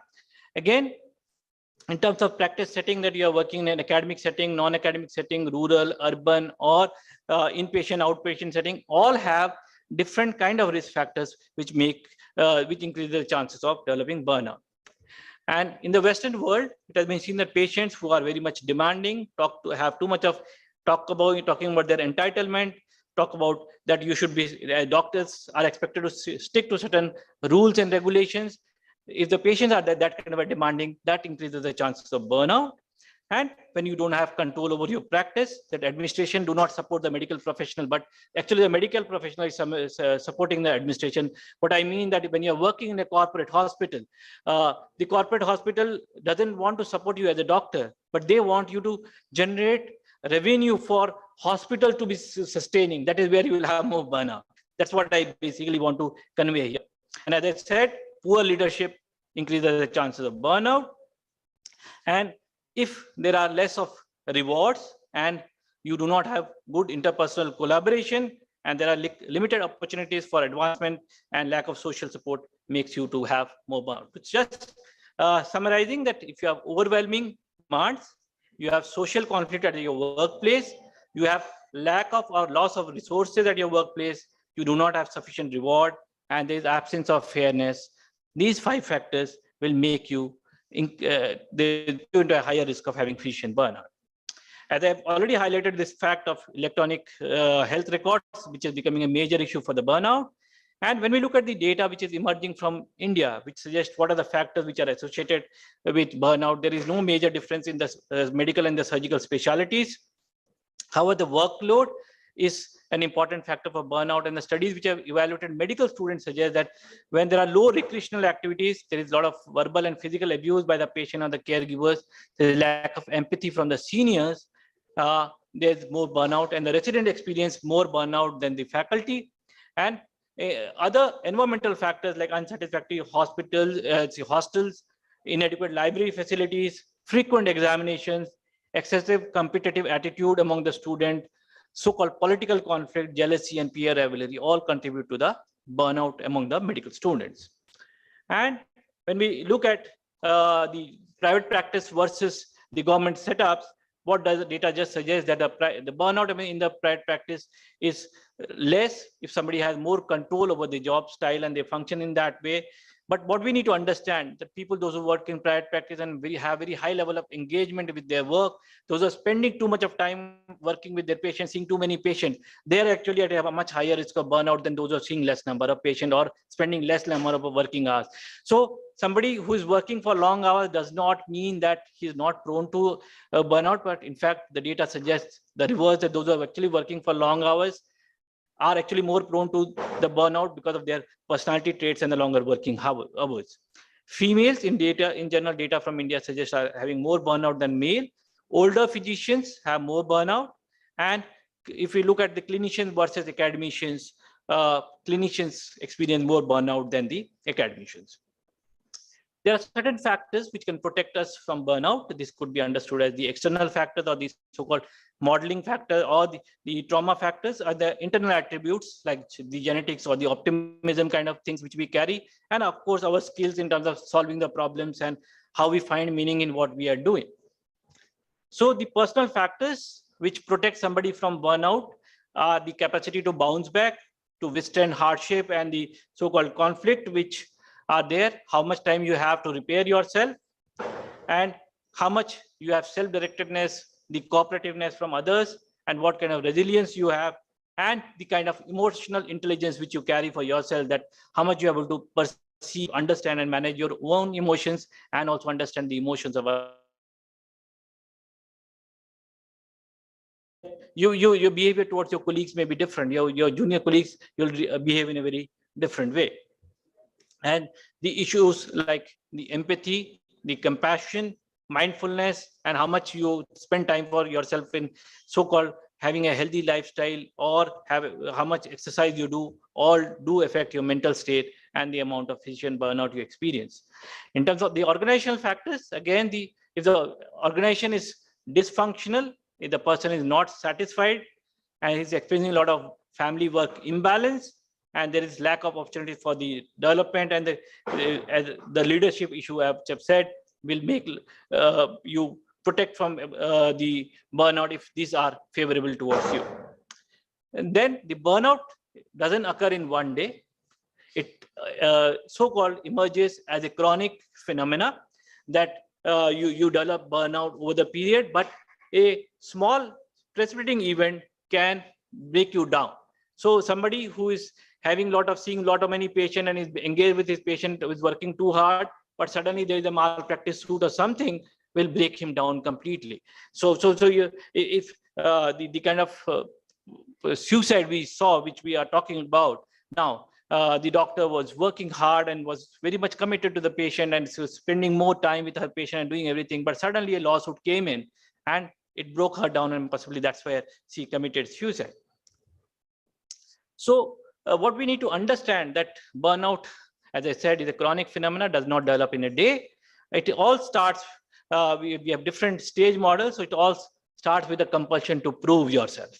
Now, when you are working hard to prove yourself, gradually your values will change, how you are looking at your work, and your self-worth is now started getting defined by your work, and that is where you start denying the problems, and you may start blaming others to be lazy and so forth, and gradually you start losing contact with yourself, and this phenomena of so-called burnout emerges. Or the other model is of the 5-stage model that when you enter the medical school with a lot of enthusiasm, but gradually you start having a feeling of stagnation, and then frustration, and then you go through the apathy, and then ultimately you require intervention for your burnout. What are the consequences of burnout? Because this is something which we all need to understand and keep on self-evaluating, that burnout is actually a lot of poor satisfaction among the patients, and the quality of care you provide to the patient goes down. Now, this is where we as in India, we do not assess too much of patient-related outcomes, but if you go to the Western countries, they will evaluate, they give a lot of importance to the patient satisfaction and the quality of care you provide, and you get a lot of feedback on that if your patients are not satisfied. Then burnout will lead to higher rates of medical errors and the malpractice risk. So somebody who is having a burnout that will be reflected in their prescription patterns. And in the corporate hospitals, or where you are employed by others, there is a high rate of so-called physician turnover, that people don't stick to that kind of a stressful environment for long. So in general, people will move out of that stressful environment as early as possible. Then you start getting isolated from your own people whom you care for, from your family members also with due course of time. And there is a lot of alcohol, drug abuse, and addiction among the doctors. And if you'd like to look at the different jobs which are associated with substance use and everything, we as doctors possibly stand next to only the construction workers. So that's where you need to understand how things go. Then there's so-called, you will start having physical manifestation of the emotional dysfunction, and which may be aches and pains, decreased sleep, and so forth. Physician suicide, we have already touched upon that. A lot of marital issues, divorce among the doctors, how much that is related to the physician burnout, we need to understand that. And if you look at the suicide rates among the doctors compared to the general population, it is about 40% higher among the males and about 127% higher among the females. So that's where we need to understand that. So basically, the doctors go through a death spiral that gradually the physician burnout keeps on spreading, and if it is not recognized, that one turns more towards the work and starts avoiding personal life more and more. And what does the data from the IMA suggest? That when we look at the longevity of the general population is about 72 years, but for the doctors it is about 59 years. So that's where we need to understand that how the physician burnout or the burnout directly or indirectly affects the longevity of the doctors. So how can you identify somebody is having burnout? That the 7 factors which are talked to reflect somebody having a burnout is a disappearing act, where somebody stops answering calls. You start calling your friends, he's not picking up your phone now anymore. If you try to talk to him, he's not interested in talking to you. And there are a lot of absences during the daytime. If you are supervising your residents, he's taking frequent leaves and other things. It's time to evaluate whether he or she is experiencing burnout or not. And or somebody's work performance starts going down, the rate at which he is doing his work will go down. And there is a lot of clinical rage, shouting on others, colleagues. There's a lot of rigidity, that things have to be done the way I want. So again, that's an indicator of the burnout.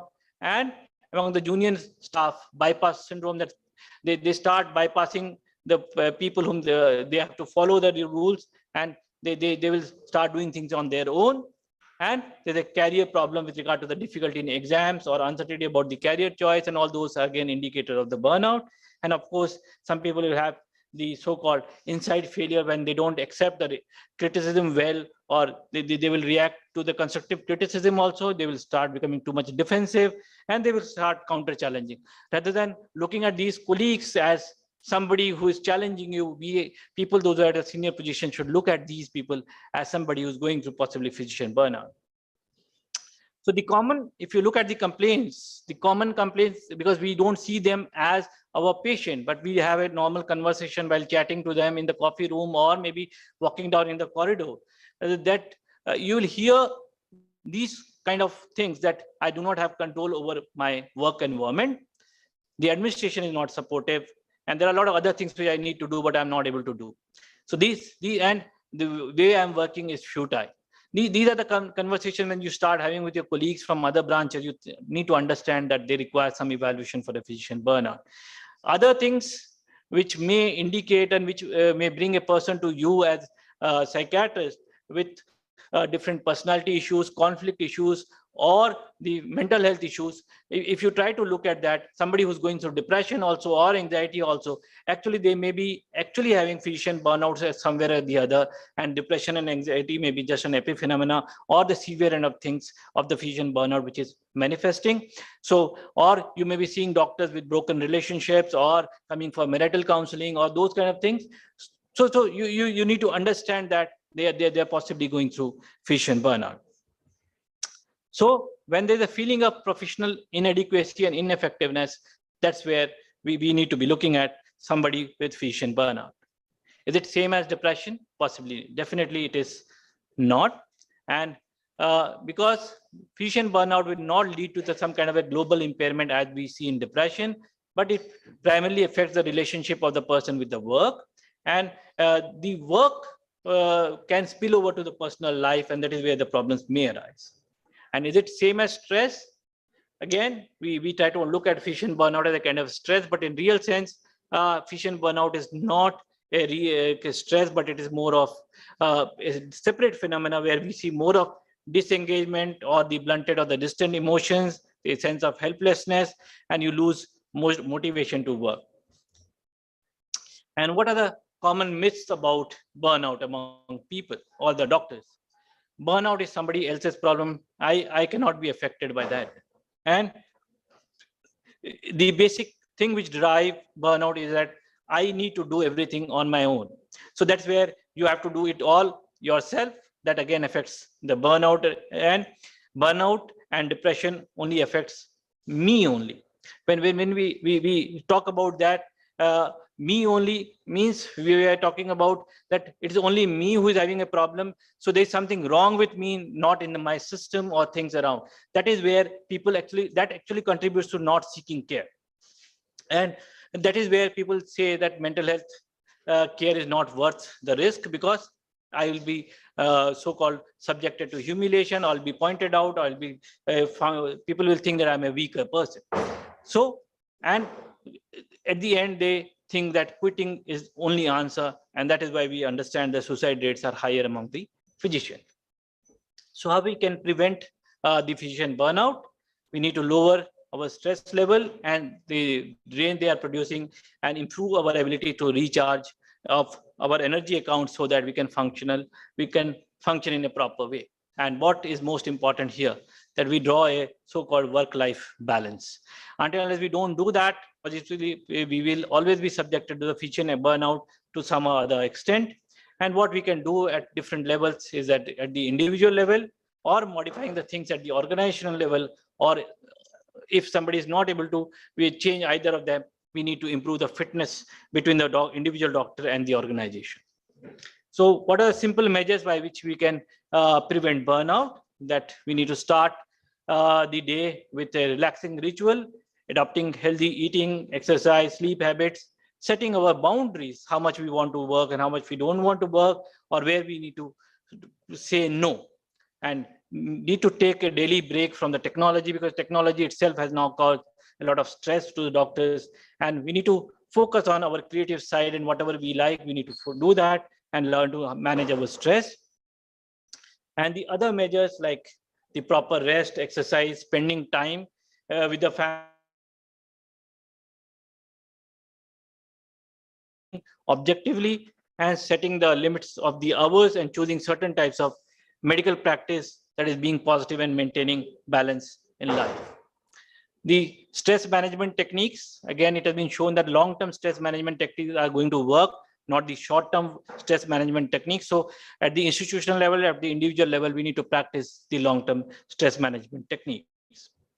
And so-called, we need to so-called move away from the so-called workaholic conditioning, that if I will not do it, nobody else will do it, I have to do it, I am responsible for everything. That's where actually we push ourselves to the workaholic condition. We need to understand that we need to first take care of ourselves and remove ourselves from the so-called overworking. And the one of the best defense is to understand that do only that much of work which you like, and also do that work which you like to do, not more than that. That's just for the heck of doing things, don't do that. And we all need to fight for this balance of finding a meaning, purpose, and worth of the practice. So the issues of a different attitude, the spiritual practices, or the relationships needs to be given due importance as much as we want, and we need to build our resilience to how to handle different kind of stress by developing hobbies, humor, practicing mindful, or taking away from the work, like we are here for the conference. Although we are here, but we should also like to socialize with each other. And the social networks, which will improve our resilience, by which we can actually share and discuss and unwind ourselves. At the organizational level, I think what we should ensure or ask the so-called administration in the different hospitals as psychiatrists when we are working, that there should be mental health services available to all the physicians, and that institutes should encourage people to seek mental health care. And these services should be available round the clock, maybe 24 hours. Confidentiality should be ensured, and there should be easy access to these services, because this is something which, again, where our role as psychiatrists becomes very, very important, that if we are available to our colleagues and we are able to provide that kind of services, and we are able to spread this message to the people that physician health is important and we need to take care of it, and we are there to help you. I think that is a big step which we as psychiatrists can contribute. So we need to increase the awareness about the physician burnout among the physicians of different specialties. And we need to have designated time for reflection in the form of group meetings, or the so-called have debriefing protocols, and teach practical skills to people to fight out physician burnout, and we need to build communities so that we can help each other. At the organization level, again, we need to ask, or as colleagues for each other, we should promote autonomy of our colleagues. We should give them autonomy, and at the same time, see to it that that is not misused, and we provide adequate services, so-called, to the doctors who are working at the different levels, especially in the government sector. You will see that the doctors will complain that there is no nursing staff, or there are no secretarial staff available, or administrative staff available. But we have to work with the administration to emphasize how lack of all this influences the mental health of the physician. Then only we can be able to reduce the physician burnout. And we need to talk about the collegial work environment where there are healthy relationships and people have a common goal. Then at the organization level, the organization can again engage workers who have high level of energy and identify their work, identify themselves with their work. The organization should identify what happens in the government setup. The key, if I want to use a simple sentence, जो काम नहीं करता उसको काम मत दो, जो काम करता उसको और दो. That is a typical setting in the government setting which we work. So ultimately, those who don't work actually will have a different kind of a behavior in the organization, but those who are working, they get overburdened, and they actually ultimately get physician burnout and start functioning in a dysfunctional way. So actually then the whole spiral, that because the dysfunctional people were not addressed and the functional people were made dysfunctional, the system breaks down. So that is where we need to understand how we need to look at the people, those who say that they are working with their vigor, dedication, and absorption and everything. At the administrative level, we need to take care that they are forced to take breaks. Otherwise, they are more prone to burnout. Then we need to provide peer support. Maybe that we need to ask each other, how are you, or something like that. But as I often say, that as psychiatrists, we need to ask each other, how am I doing? Isn't it? That I expect other colleagues to tell me whether I am fine or not. And we need to improve our so-called working environment. Our workflow should be optimal, that we are talking about the realistic productive measures, that no more than 75% time for the direct patient care and rest of the time for other things, so that everything, realistic documentation, everything should be talked about, and the policy needs to be made in that regard. And we need to work for changing the institutional cultures at our own institute where we are working. And we need to start talking there about the culture of wellness in the workplace and supporting for personal resilience strategies. And we need to develop the positive work engagement at the organization level itself, which can enhance the job security and other things, so that things are taken care of and the physician's health is maintained. Then the regular measures from the leadership, what we are looking for, that they take measures to address the well-being of the people, and this includes measures for addressing the physician's well-being at the own institutional level, and encouraging them to develop skills so that their sense of accomplishment is there. Now, trying to understand what are the barriers why physicians don't come to mental health professionals, or they do not seek help when they're going through physician burnout. Again, this, as I said, they talk about a lot of lack of time. They prefer to do self-management, and lack of convenience to access, and concerns regarding the confidentiality and the concern about stigma. So as psychiatrists, we need to understand this, and we need to so-called tell our physician colleagues how we can help and how the confidentiality and stigma issues can be addressed.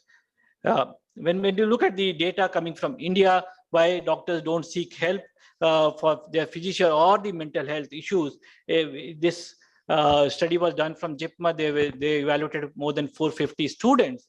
What were the major reasons for not seeking mental health care? This is something very, very important for us to understand, that besides the lack of time, but it's not the major thing among the medical student, that is fear of unwanted intervention in the hand of mental health professionals, unsure about where to seek help, or lack of confidentiality, stigma, fear of side effects, and fear of impact on the academic performance. These are the major reasons why medical students don't come for the care to the psychiatrist. And this study which we did at PGI, again, this shows that the major factors, drivers for not seeking help is that fear of being stigmatized and labeled as weak and having mental illness. And they fear of having an attitude of shrugging their work, and this can help, and the impact it can help on their seeking care, and they are worried about the attitude the faculty is going to have of their own department when they know that they have a mental health issue, and of course the time constraints. So that is where we need to develop the 24-hour helpline for the physicians. So there are higher barriers to seek mental health care, and physicians, we need to prevent these so-called barriers, or address these barriers so that the physician can take care of them. We can address the physician barrier. At the professional bodies, like what we are doing here, that we need to encourage people to participate in various group discussions, conferences, and reiterate about the importance of looking at physician burnout and providing a list of so-called resources to the doctors, including books, websites, and other things, so that people become more aware about the physician burnout and they start taking care of each other. And we need to develop policies acknowledging the specific occupational stressor, need to increase the awareness about this among the doctors, the politicians, and everyone.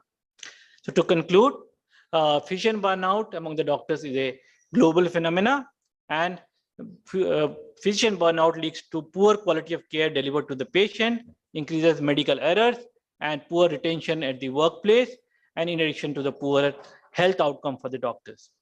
So what we need to do is we need to enhance the resilience of the doctors and their work and engagement at the workplace, and in terms of the institute or at the global at the professional body level, we need to create positive work environment that helps the doctor to achieve a proper work-life balance. Thank you. Well, thank you very much, Dr. Grover, for an excellent talk and a very comprehensive one. I think now Dr. Arvind Sharma can conduct the question answer session. So, thank you, sir. Thank you, Dr. Grover, for a comprehensive talk.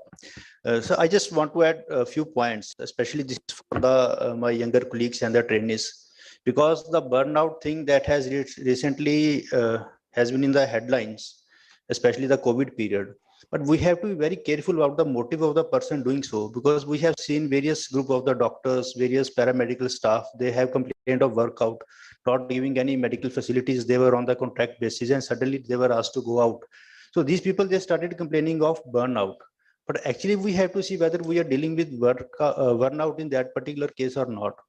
Secondly, although there is a lot of overlap between the stress and the burnout, as Dr. Sanjeev were discussing, you have to be very careful that when you are dealing with the burnout, you have to see whether it has come suddenly with a particular incident, because somebody said that I have been posted in this particular department, my HOD was not good, my superiors, they were not good, now I want to get admission so that I can take a transfer. So you have to see whether again you are dealing with burnout or there is some other motive behind it. Secondly, burnout is more common, or certain personality traits like paranoid personalities, dysthymic personalities, and OCPD personalities. They are more vulnerable to these sort of problems because they have their own expectation from oneself and from the system. So while dealing with that, so making a diagnosis of burnout or differentiating it from the acute stress, then you have to be very careful. And once again, Dr. Sandeep, for this comprehensive talk.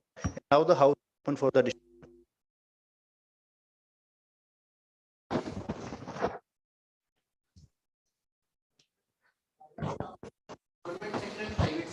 Yeah. Pre-COVID and post-COVID picture has changed. So you're saying that it's more in private sector, sir? No, as I'm saying, we do not have exact data about post-COVID situation in the government or private sector. What is the data? Is that the rate of burnout, frontline healthcare workers,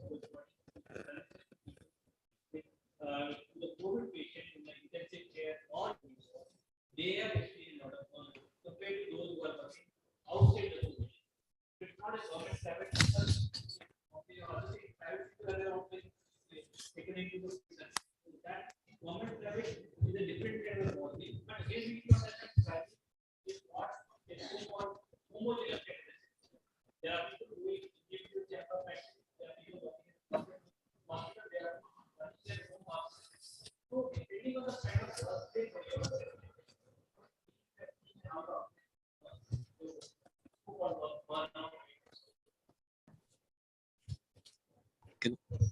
Hello.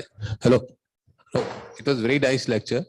Thank and there's an old saying we have been listening for many, many decades. Physician, heal thyself. And that is the sum of the conclusion.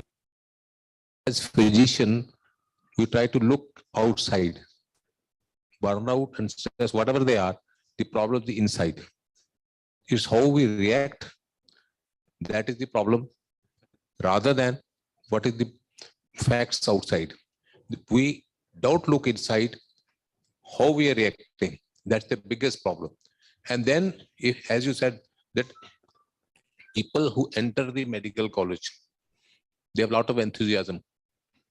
But by the time they come out, they are disillusioned. It means we put raw material, which is good in a factory, and the produce we have is rotten. So the problem is there, that the factory we produce doctors out of good material, the end product is rotten. So, right? So FCI, so we have to look that way. And number two, you know, secretary, I'm not a psychiatrist, but this is the fundamental thing, that as we develop, we react in a particular way, and going on further reaction, our patterns become lenter, like lenter. They don't change, they become inchangeable. So by the time a good material and comes out of the medical college, he is rotten. So try to help at that stage, so that they develop a personality of healthy attitude. And there one has to stress a lot of it. And then two things have happened to our profession. Please restrict the time for the question answer session, please. Okay. We cannot have a lecture within a lecture. Okay, I'll take only 2 lines. We have changed our practice from compassion to commerce. And our group, we have produced I. Everybody is living I, not we. And where there is I, there is illness. And where there is we, there is wellness. We have moved from wellness to illness. That's Thank the you, fundamental sir. thing. Thank you very much. Okay.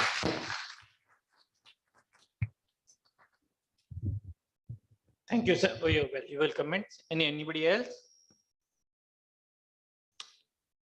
Is Dr. O.P. Singh with us?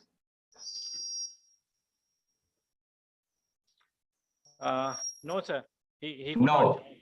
Then I think it is about time to conclude the session. We have other things to follow, and we're already running late. Thank you, sir. Thank you very much, Dr. Avasthi, Dr. Abdul, and Dr. Sandeep Grover for this comprehensive talk. And by this, we conclude this particular session. Thank you very much.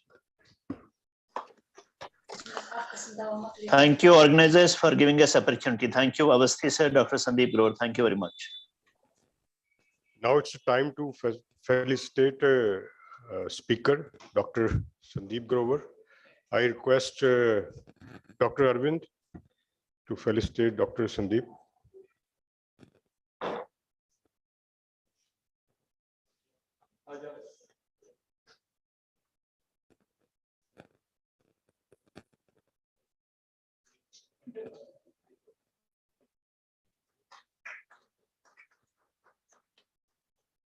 I request Dr. Manjeet Singh to felicitate Dr. Arvind.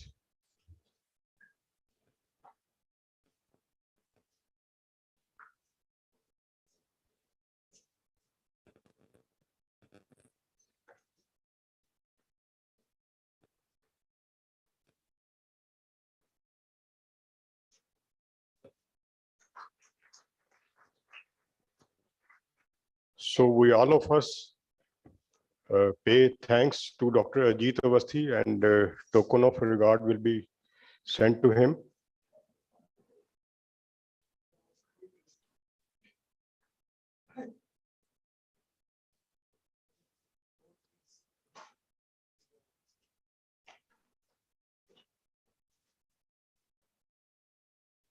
For me.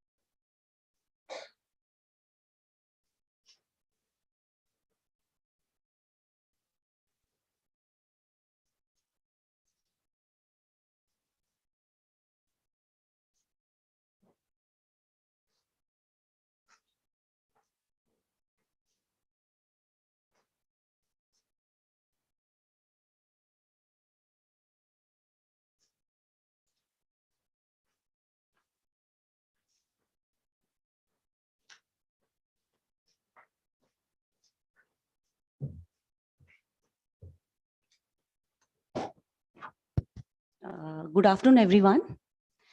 I would like to call Dr. Anjali Chabaria. She's a founder of Mind Temple Clinic and Mind Temple Institute, Mumbai. She's a part of esteemed panel on various TV channels like Satyamev Jayate, and she has spoken at TODEX Christ University and TODEX SIS Mumbai. So I welcome ma'am, Dr. Anjali Chabaria.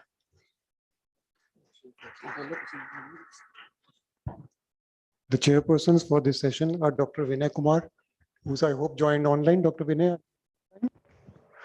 Dr. Arvinda, please, and Dr. Navkiran Mahajan.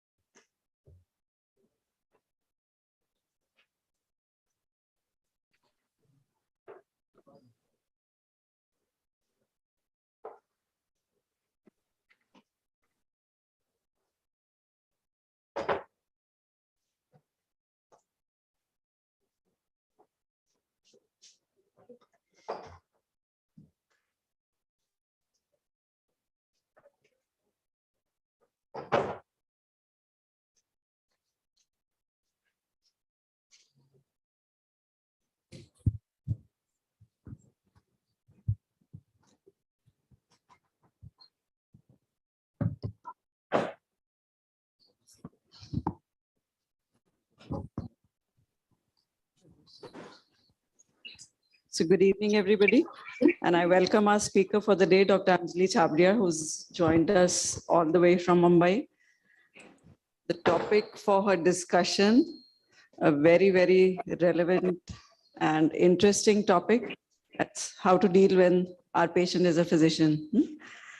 And I find this topic particularly very interesting.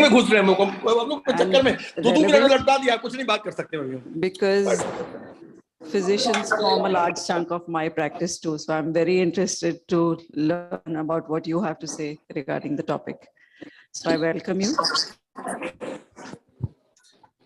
Yes, I think it's really a very interesting topic, what Dr. Anjali will speak now, because in our everyday clinical practice, we often get patients, we often get our physicians as a patient. So, and I think it's a unique set of challenges, how to deal with the physicians when we are getting them as a patient. So basically how to de-doctor them, that I think that is very important. Otherwise there are certain important issues coming, because we are sometimes concerned that physicians knows a lot about their illness. They may suggest something during the treatment process. And sometimes there are issues like boundary violations also, especially when we are dealing with a physician who is my close friend also. So knowing their personal information. So there are many things. I think Dr. Anjali will cover all these things. So without wasting much time, may I request Dr. Anjali to start the session. Thank you. Hello. Gulbar, will you change my slides, please? Because I think I should go that side. I'm finding it very far to talk from there to people who are sitting over here. So I'll come here. No, I don't want to chair. No, that's fine. I'll be here. Don't worry. A very, very good afternoon to all my colleagues over here. Thank you for inviting me here. And I think the medical community is going through a very, very difficult phase. We are seeing all over the world that for the last 2.5 years, we were battling COVID. We've lost so many doctors, and not only lost so many doctors to death, but we have also seen that doctors all over the world are suffering from burnout, as our colleague was just telling us.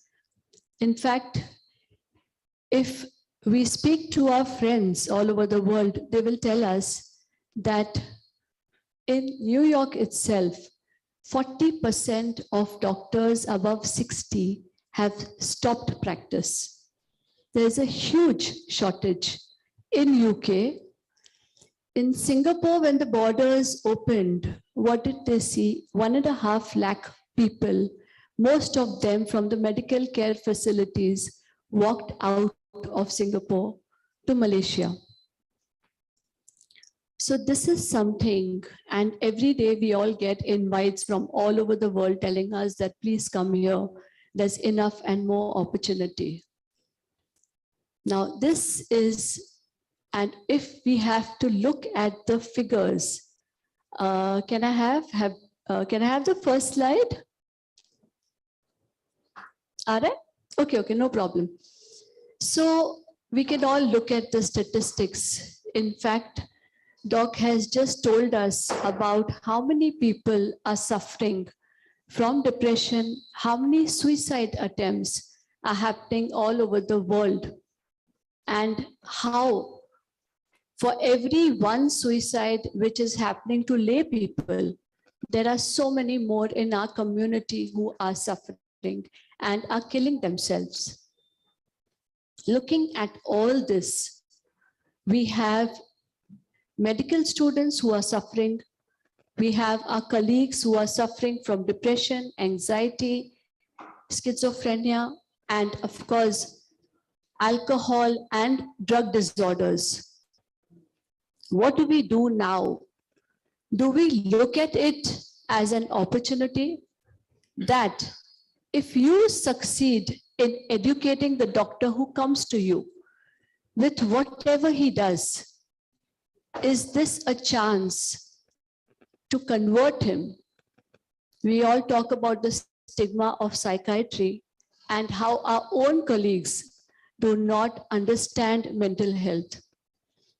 Do we look at this as an opportunity to convert them so that we teach them what we have been struggling to teach them all our life, for the last 30, 40 years? Or do we look at it as, oh my God, one more doctor, he's not going to listen to me. He's going to go to 3 of my colleagues. He is then not even going to take the medicine. It's a total waste of time. And following all this, he will not even pay my fees because he's expecting to be treated free of cost. So many things to look at. And of course, Doc has also told us that yes, we need to go beyond the person who is coming to our clinic. We need to help them. We need to reach out to our colleagues because 80% of them are burning out. And if we do not, are going to kill themselves. And with them, we also will see the entire family suffer.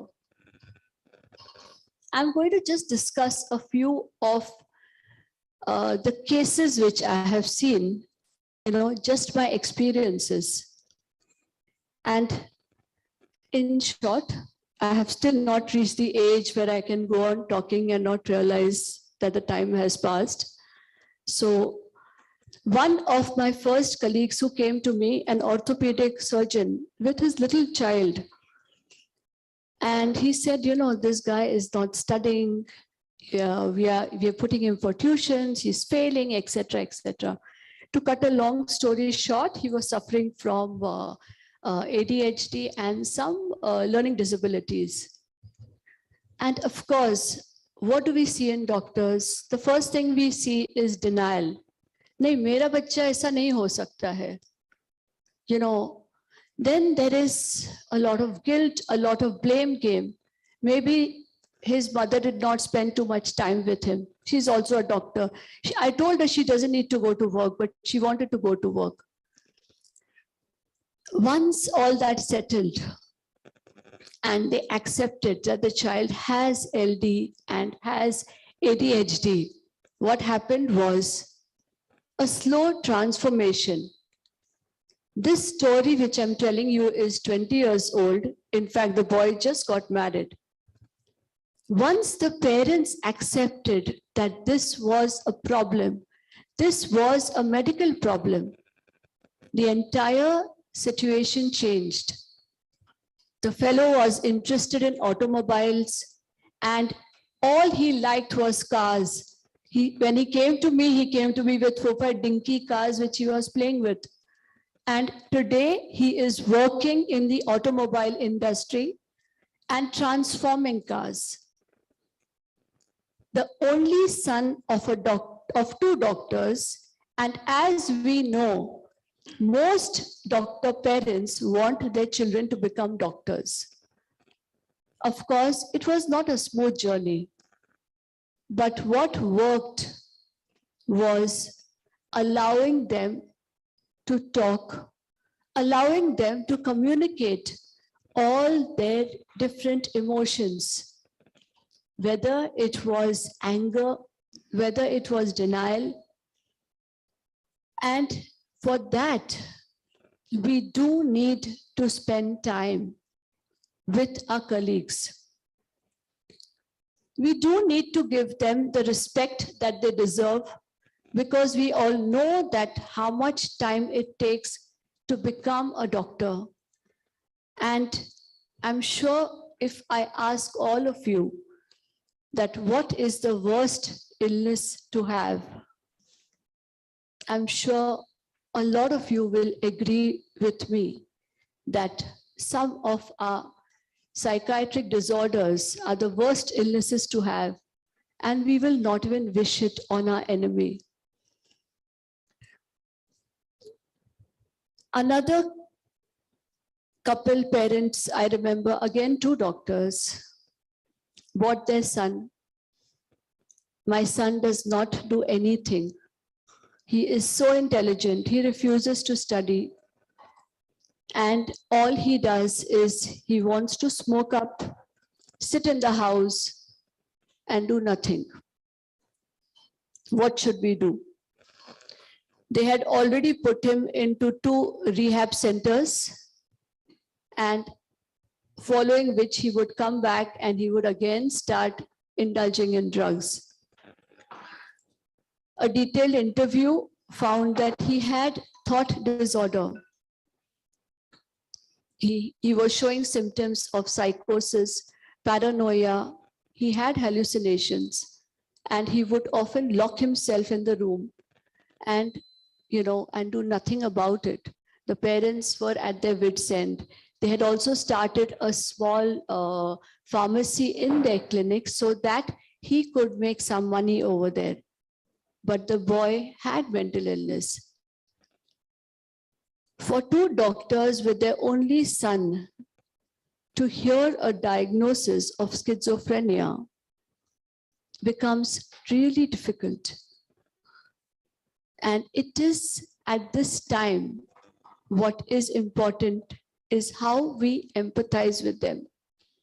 Of course, they are going to take 5 opinions. If we were in their place, maybe we would also want to do it. Of course, they are going to read up the side effects of medicine, because I remember when we were doing psychiatry, the medicines which were used earlier would have a lot of side effects. So they will come with all the possible knowledge whether it is Google, whether it is what they have seen. It's how we navigate them through this is going to be a challenge for us. It's how we take them through it. It's how we stay with them with every failed attempt of stopped medication. How many of us can even finish a course of antibiotics? So when we ask our patients to keep taking medicines on end, and we get angry with them when they stop medicines,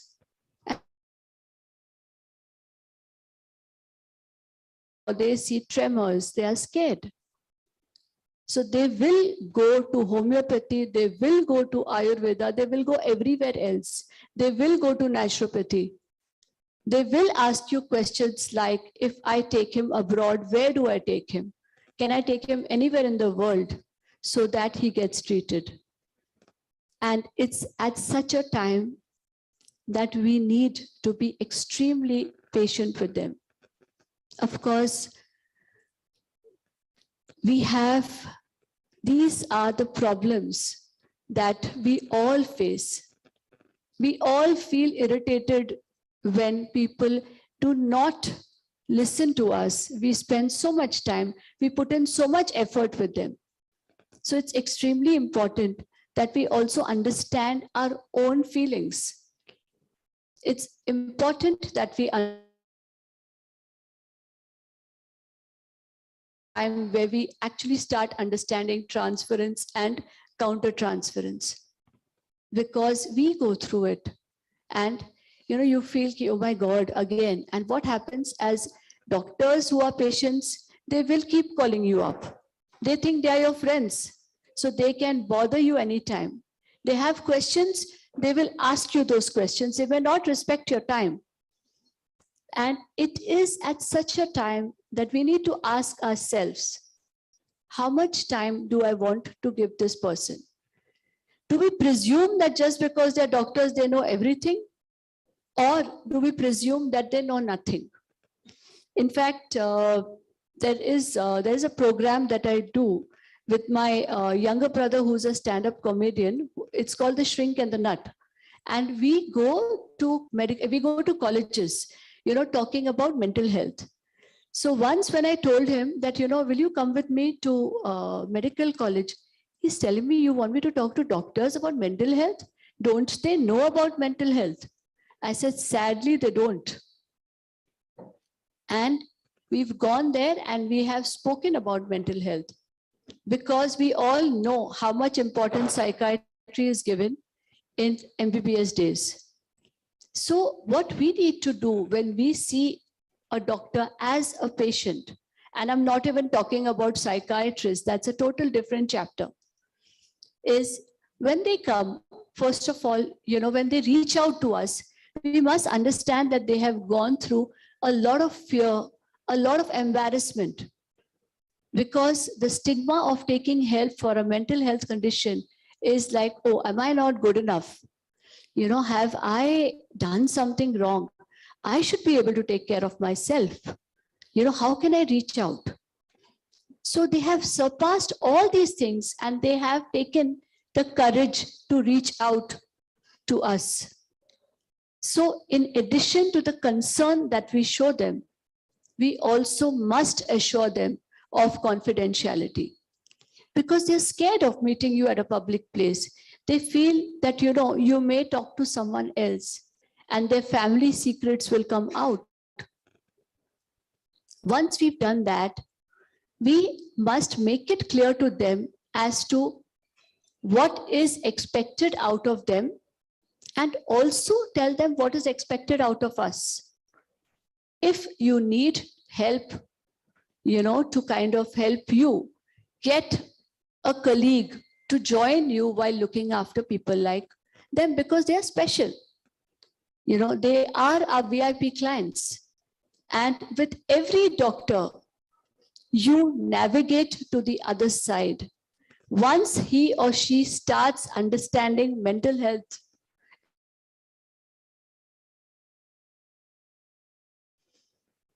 you're already working towards eradicating stigma. Because if he has given medicine either to his spouse or to his child, he will feel more confident about talking about mental health. If he or she has taken sertraline and not experienced side effects, they will not stop your medicines. So these are our gold coins, as I should say. These are people who we need to work very hard with. A lot of people now have actually started marketing, whether it is social media or whatever. These are actually our marketing strategies, because every doctor sees at least 20 people a day. I remember recently, and of course, they may all not come to us. I remember recently at a dinner, one of my colleagues was visiting from US, and he said that, my God, I don't know what to do with my father. He's become so cranky. He's 85. He doesn't sleep. He doesn't allow my mother to sleep. And I really don't know what to do with him. So I said, what have you done with him? I have given him benzodiazepines. It doesn't work. He's become so irritating. Was a 85-year-old physician with one son in the US practicing and one son in Mumbai working as a family physician. And yes, he was suffering from depression alone at home. So I requested him, I said, if you don't mind, can I come and meet your father? I haven't seen him for a very long time. And of course, he was suffering from depression. Now, how do we get two doctors? He's not even come to me, right? I have told him that your father needs help. Spend time. No, my father will not take any medicines. He's a very stubborn guy. He will not do this. He will not do that. Sure enough, after spending an hour with him, he had all the symptoms of depression. And I convinced him, I said, uncle, if you don't mind, can you just try this medicine for a week and then we'll see what happens. Okay. Definitely, he started sleeping better. He was feeling better. Now, with that one intervention, okay, things changed not for one doctor, but for 3 doctors. And yesterday his son had come. Of course, I did not charge him for the visit. The son came with a gift, which I happily returned. And I said, no, I just want you to find other people in the society. And then I started giving him statistics that so many people coming to you are suffering from all these disorders. Of course, we all get irritated when there are too many doctors in one family. I remember this other 84-year-old who was coming to me with all symptoms of depression, and his son is a doctor, his daughter is a doctor, the son-in-law is a doctor, the daughter-in-law is a doctor. And what do? They send the old man alone to take help. Okay, so he comes and he says, Anjali, kuch to counseling kar yaar. Why does he need to be depressed? We are all working, we are all learning so well. He doesn't need to do anything. He needs to go and enjoy his life. Why is he not enjoying his life? So obviously, when you have 4 top doctors of Mumbai and everybody has their own views and they have sent him to you because now do some counseling. The man had suicidal ideas. He was actually thinking of how to kill himself. Okay. And what would happen is if I would tell them that I need to talk to you, I'm very busy, very busy, OPD, I'll talk to you later, and the phone would not come. Okay. Now, at times like this, what do we need to do? Because of course, he may go and kill himself, and then Bachaya Bhagwan ne, kharab kiya case doctor ne, we all know that. So we have so much to lose, right? And this is a time that you are getting, you're even recognizing anger in you because you're saying, these guys can't understand. All I'm telling them, give a simple medicine and they don't want to do it. I called all 4 of them. I said, I need to meet all 4 of you together. Please tell me where and please tell me when. I made all of them sit down. Okay. And I gave them a full lecture on depression. And of course, again, everything came up. Basically, we are doing the same thing with all doctors. You know, until and unless we start reaching out to them as groups. Again, there would be non-compliance because the son would not want to give medication, you know, but we had to navigate this. And after that, what I did was, all 4 of them were heads of societies. I told them, now I want an entry into all your society. And I started giving a lecture to the societies. The talk is called No Clue About the Blues. Because we need to educate them and we need to help them. And there's a thin line between the two. The elderly man did not respond to 3 antidepressants. Now was my challenge. We had to do something more. Okay. Counselor was going to his house. He had resistant depression. Now to get him to get ECTs was a real challenge. You know, oh my God, you're going to give shocks to our father. Do you know this? Do you know that? He's already suffering from memory impairment. You know, so in short, friends, we all see doctors. We all know doctors, and they are our stepping stones to get us, to get other people to come to us. So invest in them, treat them well. And of course, we also need to reach out to our colleagues who are suffering in silence. As Dr. Grover said, some of them are not answering our calls. Some of them have withdrawn themselves from social media groups. Let's call them, let's meet them. They could be suffering from mental health disorders. I'm sure we all know of a colleague who killed himself or herself. Now is the time that we reach out to them. But of course, before that, we need to take care of ourselves too. I don't know how many of you felt that you're going through burnout, but I was looking at some of those and saying, oh, do I also have these symptoms? It's time to recognize that, yes, we may not feel like answering every call, replying to every message. And that's where I feel that we also need to look at how to get out of that. Whether the answer is shared practice, you know, whether the answer is giving one number to the clients, whether the answer is having more suicide helplines. You know, I'm sure this is the time that we need to think about these problems and come up with solutions. Thank you so much. Thank you.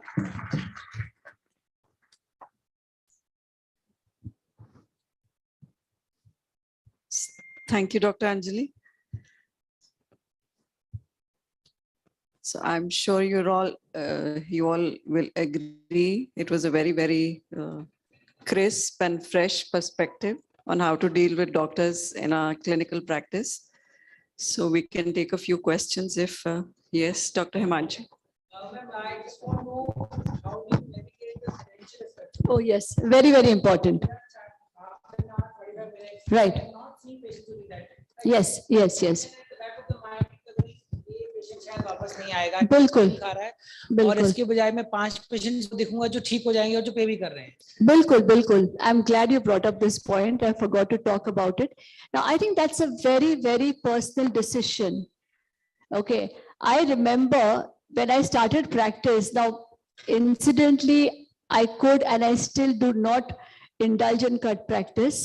Okay, and I say I was lucky enough that I did not have to. So what would happen is that the doctors would come to me for their own problems and for their family's problems, but never refer me a single patient. Okay.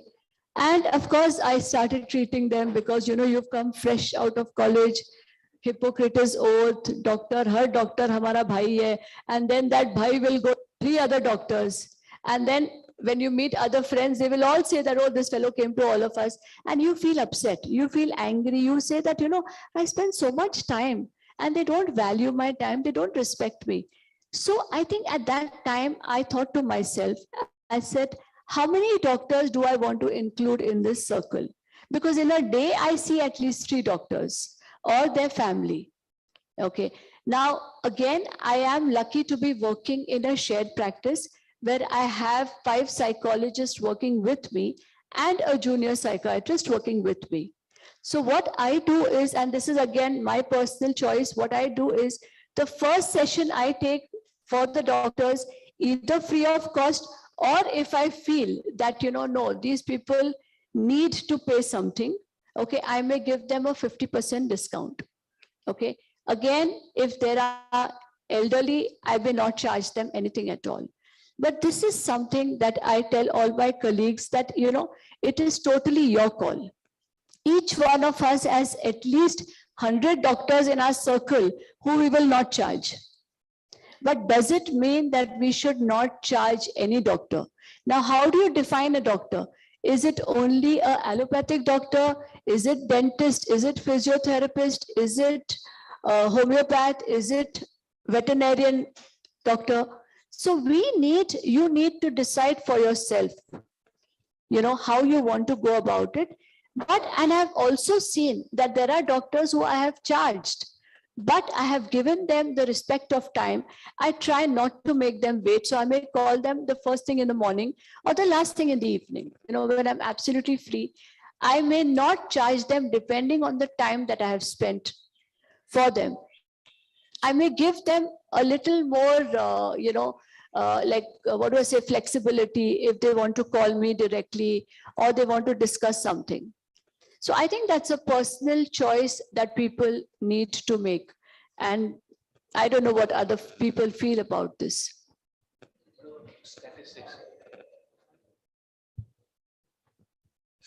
We feel, I'm not a psychiatrist, I'm internist. The basic chronic diseases are lifestyle diseases. And we feel with all the knowledge we impart to our colleagues and doctors and medical curriculum, the lifestyle of doctors is not better than people in general population. What does it mean? What is the role of knowledge we impart them? Right? In the same light, is the mental health of people in psychiatric better than general population? Yeah, you can give answer. I think similar answer will come out of that. So it means, again, what is the role of knowledge there? Third, are doctors better to respond to treatment or worse than the general population to respond? What is the response rate of doctors to treatment in psychiatry versus the people who are not doctors, who are not informed? And the answer you can tell. And I think the answer may be the doctors are not better to respond, even some of the slides. So why it should be so? Why that knowledge of all that knowledge be not useful and the knowledge may be impediment? So one of the things I suggest that why knowledge is not helping in psychiatry, that in any recovery, in any illness, in medicine, surgery, intervention, psychiatrist, there is at least 40 to 50% role of placebo. Placebo is not psychological treatment. Placebo in reality is a physiological movement where it changes chemicals and make you recovery. So is the knowledge Later answer, yeah, right? Your question. Yeah. At one point, I disagree with both of you, Dr. Chabria and Sreen. No, not statement. You said that I would have seen 5 patients the time I have spent on a physician. And in the beginning of your lecture, ma'am, you said that probably he has come to us after taking 5 opinions. It is individual perception. You cannot teach anybody that whether we should charge the doctor or not. It is a personal, my choice. Second thing, if a physician is coming to us, it is not a rare phenomenon. It is very common. We see physicians for their children, for everybody sees. It is not a new thing, I think. Second thing, if he comes to us, a physician, both parents, doctors, then he will not go anywhere. He has come to us with the faith. Only then he visits one psychiatrist. The physicians are not foolish that he will keep on changing the doctor or a psychiatrist, or because of you said that probably the illness or the other fraternity people might not know the illness of the child. So probably he will not change the psychiatrist.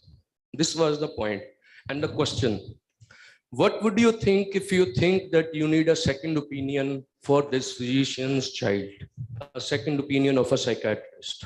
How would you deal? Definitely. In very short. Yeah. So if you feel you need a second opinion, I think we should take a second opinion. Why should we not take a second opinion? We will Absolutely. Take, definitely. Yeah. And to convince the physician as a patient, if he says, no, I am not going to go to any other doctor. It is easy to say. Absolutely. So that's his choice, right? So that it's the choice of the physician whether he wants to go or not. But what I have done in certain cases is that I said, okay, if you don't mind, I would like to take a second opinion without taking the name of your child. Without taking. Absolutely. And we have seen that we have so many forums in which we can discuss cases, because end of the day, I think each doctor wants his patients to become all right. And that's what we want. Thank you. I think we'll take one Yeah. last question. Dr. Marin.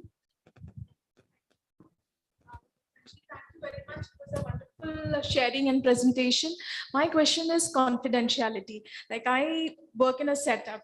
So I had this doctor who was in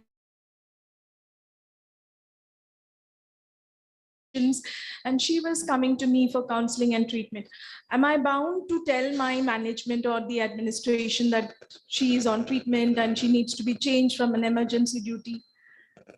Again, that becomes a very, very tricky situation, because what happens is on one side, there is confidentiality, and on the other side, whether the person is going to be a danger to other people.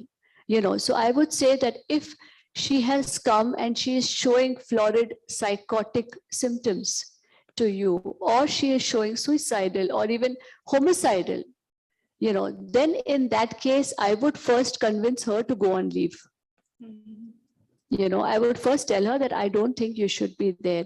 Now, in spite of that, okay, then that is something that you may have to take up with your higher authorities, because even if you see confidentiality is something that we respect up to this, that if the person is suicidal or homicidal, so either dangerous to self or dangerous to others, that is when we need to break the grounds of confidentiality. I think you would like to share something. To tell that I work in a government setup, and where as a policy of the institute, when I'm treating anybody for any mental health issue, I need to inform the administration.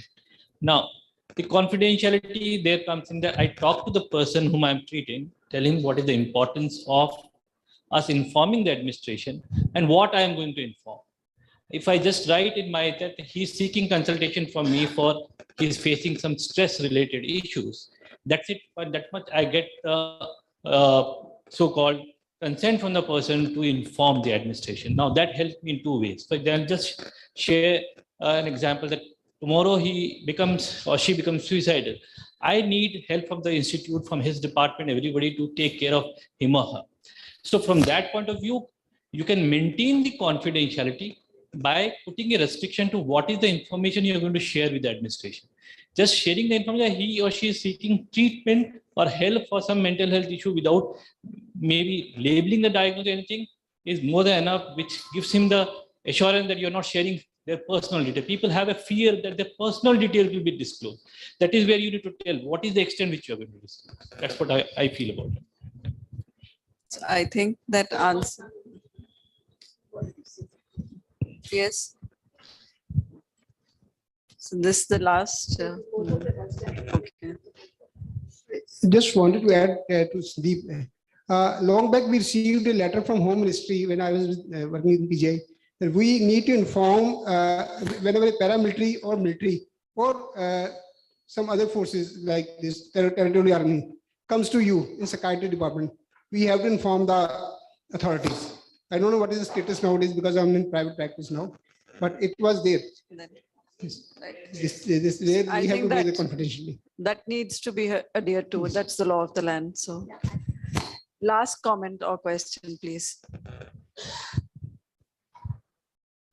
My experience with doctor as a physician is that it is more difficult to handle doctor in the waiting room than in the consultation room, because when they leave, if all of my colleagues who have a habit of taking regular feedbacks and discussing, we take feedbacks from our staff as well. So in weekly meetings, we find that doctors, their behavior with the staff is absolutely rude, and they almost break our hearts when they leave. I think if ma'am can provide some insights how we can guide our staff to attend doctor in the waiting room. I think, as I said earlier, I think it's important to give them respect because they are, end of the day, they are our colleagues. So, if you could start your day, like if you start at 9:30 in the morning, you call the doctor earlier at 9 o'clock, so that because if he is waiting in your waiting room, maybe he's also out of his clinic and there could be people waiting for him.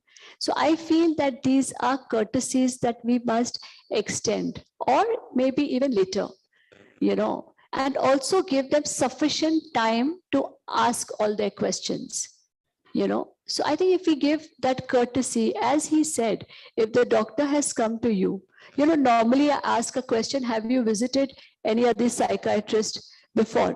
And many times I hear that, okay, we've gone to 5 psychiatrists in the past or whatever. And at such a time, my response to that is, I hope I'm your last and I hope I can help you through this. And I will try my best. I'm not assuring anything, but all I will do is I will genuinely try my best. And I think with that assurance, of course, I mean, nobody has 100% success over here, but at least we try and we do our best. So I hope with this, the comments will become less in the waiting room. And of course, the other general courtesies is whether offering a cup of tea, if you have the facility, or making them sit in a little more comfortable place compared to everyone else. I think we'll conclude this session here. I think many people have lots of discussions to do, but we can do it outside the room now. So thank you, Dr. Anjali. Thank you.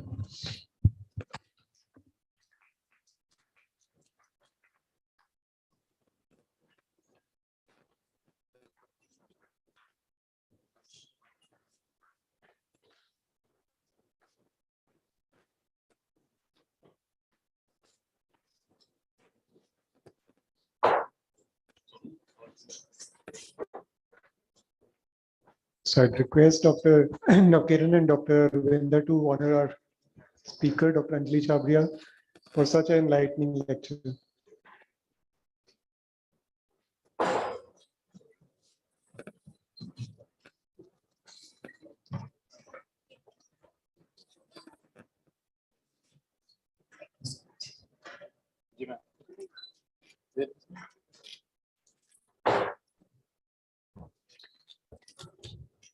Now I would like to request Dr. Savita ma'am to please honor and facilitate the chairperson, ma'am Navjeevan.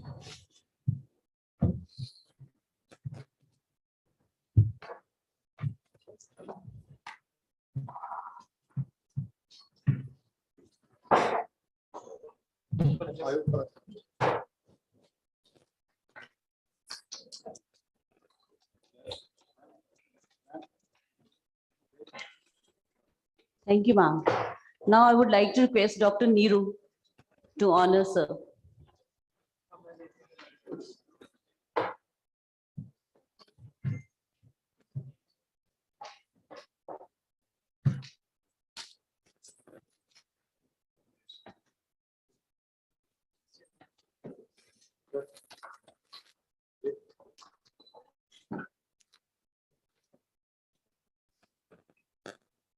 Thank you, Dr. Neeru.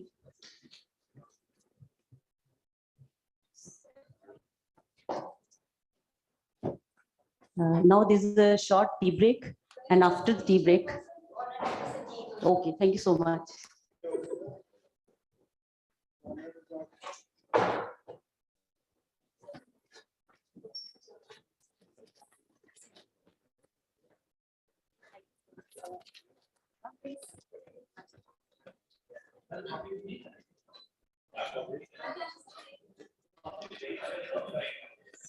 Thank you so much. Short coffee break. And come here in 15 minutes, please.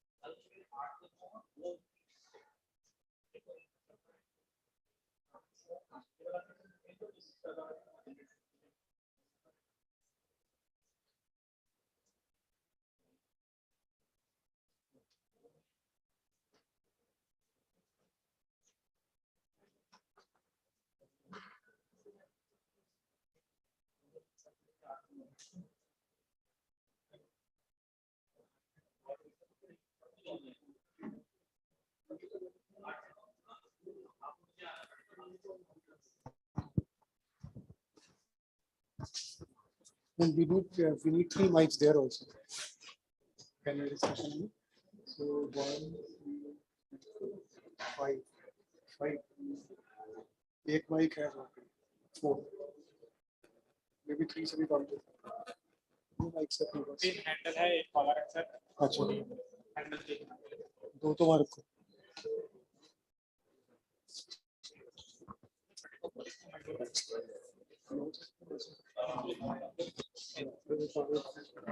You are all writing right. Certificate है ना, English literature से कहते हैं Man Friday. Man Friday में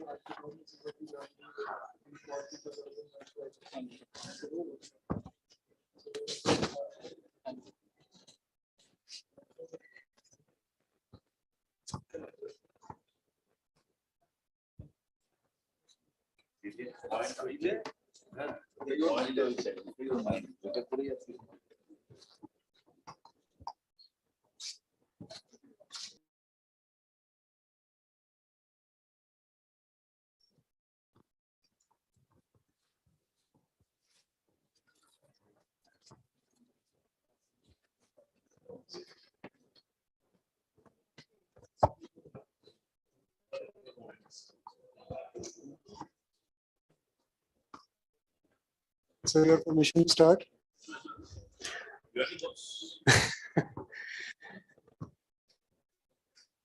So we have the panel discussion now on this very interesting topic. Does the training psychiatrist, what is the mental health of training psychiatrists, young psychiatrists, and do we need to do something about it and to improve it? And we have a very good, very enlightened, distinguished panel with us. So without wasting time, I'd like to invite the panelists to the stage. Dr. Gautam Saha, President, SARC Federation, immediate past President, Indian Psychiatric Society, which joined all the way from Kolkata. Sir. Dr. Nimesh Desai from Delhi. He's a living legend, doesn't need any introduction. Sir, please. Dr. Savita Malhotra. I call her my Margdarshak. She's always respect her for her knowledge and opinion. Professor of Psychiatry, retired from PGI. And we have Dr. Neeru Bala,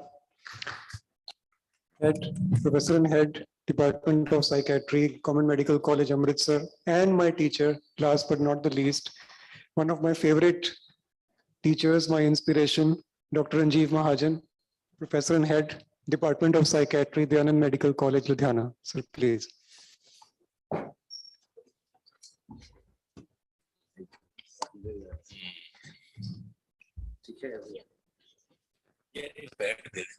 Sure.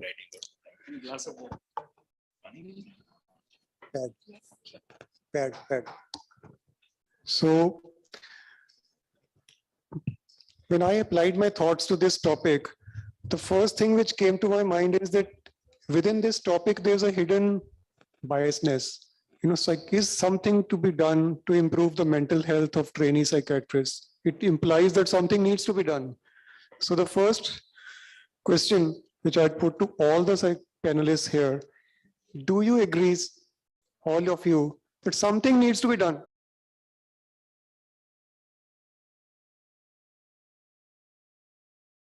Very good step.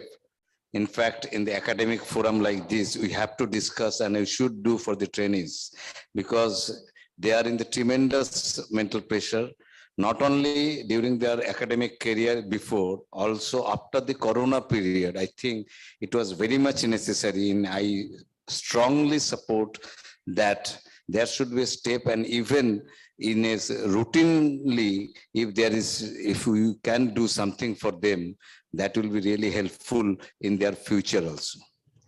Dr. Desai, sir, what is your take? There's no doubt in my mind that it's worth doing something, not only for diagnosable mental health problems, one, level 2, stress of work that may or may not exist according to setting and the person and stuff, but most importantly, to get them to long and accept the idea of positive mental health and becoming non-judgmental about mental health issues of ourselves. So that's actually the most positive part, as I see, if you have a program of the nature that you are saying. Savita ma'am. I think at trainees, we have responsibility on two sides. One is that to help them take care of their own self, their own mental health. Their adaptation should be good. They should be able to perform at their best potential. Productivity should be high, and they should feel happy doing what they want and should have high level of satisfaction. So that is one thing, that the mental health of the trainees themselves should be of high quality. And we all know that if they are mentally healthy, they will perform far better in academics and also in their clinical care. They make less mistakes. They are much more appreciated as doctors and clinicians, and patients' satisfaction levels are much higher at the hands of doctors who are themselves kind of much more composed and relaxed in their own mindset. And second responsibility we have is that since they are in the formative stage, we want them to kind of grow up and develop into such clinicians or professionals who themselves in the long run are strong pillars of strength for the society and for their patients. So it's not just for themselves at that time, but also for the society and for their patients in the long run. So we have this dual responsibility since they are in the formative years. And this is like in childhood, the personality is carved or framed. So in these formative years of medical education, this is a second and another chance for them to develop professional kind of strength and ethics. So we need to kind of focus on these two aspects. So something needs to be done. Certainly something, a lot needs to be done. A lot needs to be done. A lot needs to be done. Sir, a lot needs to be done. Do you agree? Of course, I agree. But the question is, the resident we get, they're already burned out. The honeymoon period, which people talk about, the first prof, the second prof, is no more a honeymoon period. The day they join the medical school, they know MBBS is not enough. Those were the days when people thought MBBS is more than enough. Now they have to know, they have to become specialist. And after the so-called graduation, they waste 1 year, 2 years, and maybe more also. That is the time they get burnt out. And the branches they choose is not most of the time of their liking. कि कोई ता clinical branch मिली है जी. And the word I hear from the resident ji ENT उठा ली. भी ENT में interest था, sir यही clinical बची थी. And I remember my boss, Dr. Gurmeet Singh, I was doing my PG. And we went for a counseling, and there was a guy who was a topper, first person, Punjab ka topper, first preference ortho, second radiology, third pediatrics, and fourth ophthalmology. And he was trained in America. He called him and the counseling was stopped. He said, "Bhai, tu pehle soch ke bata, tune surgeon banna hai." Radiology he called paramedics, which I objected to. Tune paramedics banna hai. Tune pediatrics, tune physician banna hai. Ki tune microsurgeon banna hai. Because the biggest instrument of ophthalmology is smaller than the smaller instrument of orthopedics. So पहले बैठ के सोच लो. Then I told sir कि आपने तो बाकी पढ़ी नहीं, तो 4 के बाद ही आपको गुस्सा आ गया. He said बाकी देख, मैं कहा जी नीचे लिखी हुई any other. So this is the way our residents join the subject. So now to bring today's guys to alignment with the subject is little difficult. And now what do I do? These people have never talked to the patients ever because of that, because of those, the pressures. So first few months, that is when I start their honeymoon period. For 3 to 4 months, they are not supposed to do anything. They are observing their seniors, they're going to the emergencies. They're not mostly doing their night duties. They have never ever talked to the patient. See, they do not know what is informal. So definitely lot needs to be done. So a lot needs to be done. Dr. Neeru. Hello. Hello. Yes, I think definitely a lot of things should be done. Hello. I have seen we are going to, like, we are in 4th year of our pandemic. It started in 2019, and since then lot of things have changed. Though we all are facing the same, doctors, all the medical fraternity is facing the same problem, but it is more, being in institution, I have seen that it's more in trainee students, medical, like first year resident doctors, they are facing more of this. The whole workload is on them. They have many issues regarding that. Like they say, during this pandemic, we were more focused on like treating COVID patient, and we are lacking in our own specialty. And also there were lots of concern, like they are going to COVID wards, and curriculum is changed. They are not able to see their own patients.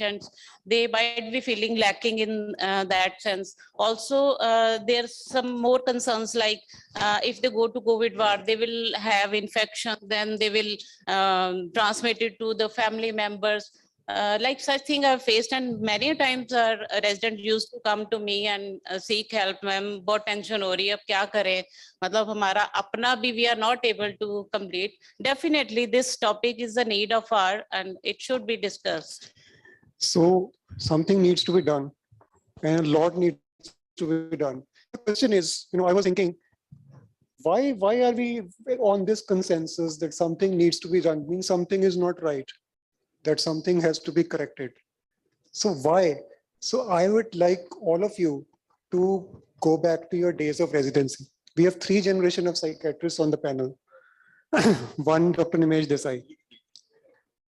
3 generations. Yeah. I deliberately didn't. So we have 3 generations of psychiatrists, Dr. Desai and Dr. Savita, Dr. Bahajan and Dr. Gautam Saha, and Dr. Neeru Bala, who is almost my contemporary. So we have 3 generations of psychiatrists. What is the most dominant emotion which you encountered when you joined psychiatry? You entered the department, first year resident. What was the first thing which came to your mind? What was your mental state, sir?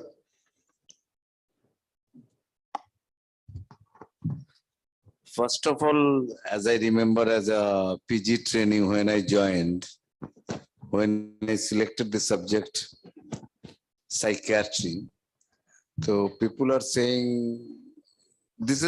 actually there is a big difference between our generation and the now generation, because then it was thought, why psychiatry? First question, why psychiatry? It is the very below the list. Why don't you take other branches? Actually, I got other branches also. If I want to take a surgery or if I want to take in fact, anesthesia, all these are in my choice. But as my first choice was psychiatry, I got it there. The thing is that I think especially that was one pressure from the local, from the guardian level, and also the other friends and seniors. Why psychiatry? Number two, whenever you're doing psychiatry, because sometimes it happens, in fact, in the next, I want to tell you, sometimes it is not only mental health is important for the trainee, as well as I think for all teachers also, it should be done. Because sometimes it is a very stressful condition for some of the colleagues, some of the trainees, for their bosses also. That is true, it is fact. And sometimes whenever they come from the other branches, already they are burned out now. As sir said, it is definitely already they got chance in the MBBS. MBBS is a very hectic, that this time only we used to complete our first professional by 1.5 years. Nowadays, people are doing it in 9 months to 1 year almost. Anatomy, physiology, and not only that, as my son graduated from in medical science, so I know that now applied anatomy, applied physiology, all are included, which were not in our times. So they are already burned out. And after that, when they come back for the NEET examinations, it is a huge stress. In fact, you know that there is first of all, I used to learn about the reservation. There are many seats increases, but as well as already there are only 35% of the general people can contest on this. This is also one of the factors. And after getting chance, it is not that very easy to pass out because they have to work on that. That is the same as we have. But the thing still, I think, relation between the departmental, other medical staffs and teachers are much better than our generation right now, what they are facing. So it is important right now, I think. Dr. Mahajan, how was the atmosphere like in Government Medical College, Patiala, when Dr. Gurmeet Singh was your teacher? The first year, what was the most dominant emotion? We always looked for the role models. He was a clinician par excellence. He was the man who was ABPN, who chose to practice psychiatry in spite of the fact that he knew neurology as well as psychiatry.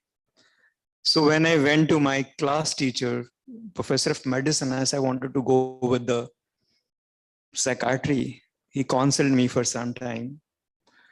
Then the first thing he asked, कि रोटी खाने जोगे पैसे कमा लेंगा? I said, I didn't think about it. I said, I'm sure the number of people are less. I said, I'm joining because of Dr. Gurmeet Singh. And we treated him like a god, if not God, a demigod. Whatever he said, we followed. His body language, we wanted to be identified with him. And we used to be so scared of him. But having said that, then the consumerism came. I joined in 88, 89. It swept the whole world. After 3 years, when I joined as the lecturer in DMC, I was staying in the boys' hostel. And I just started, they were my friends, and most of my postgraduates were older than me. Then I thought कि इस consultant ने ये pant कल भी पहनी थी, इस consultant के पास टूटा हुआ स्कूटर है, इसके पास मारुति है, इसके पास पद्मनी है, Fiat है. I thought the world has changed. We never thought which teacher had a which car. That was probably हम इस चीज के लिए डॉक्टर बने ही नहीं थे. The money was never a priority. And I talked to my colleagues, a very senior colleague. He said, "Beta, जब हम लोग बने थे, older generation than them also, It was a mission. Then it became a profession. I joined when it was a profession. Then it became a business after a few years. The first thing people ask you, how much you earn? A business, we started competing with the businessmen. And people started degrading us in a way. So I'm really pained. Then I ask a question to myself, I changed my values as well. I knew that I have to have a better car. I have to be financially reliant. I have to have a reasonably good house. My son should go to be a reasonably good college, which people never thought earlier. So I changed my values a little bit, but the basic structure remained the same. Now I ask myself, am I a role model to my UGs, to my budding PGs, which I try my level?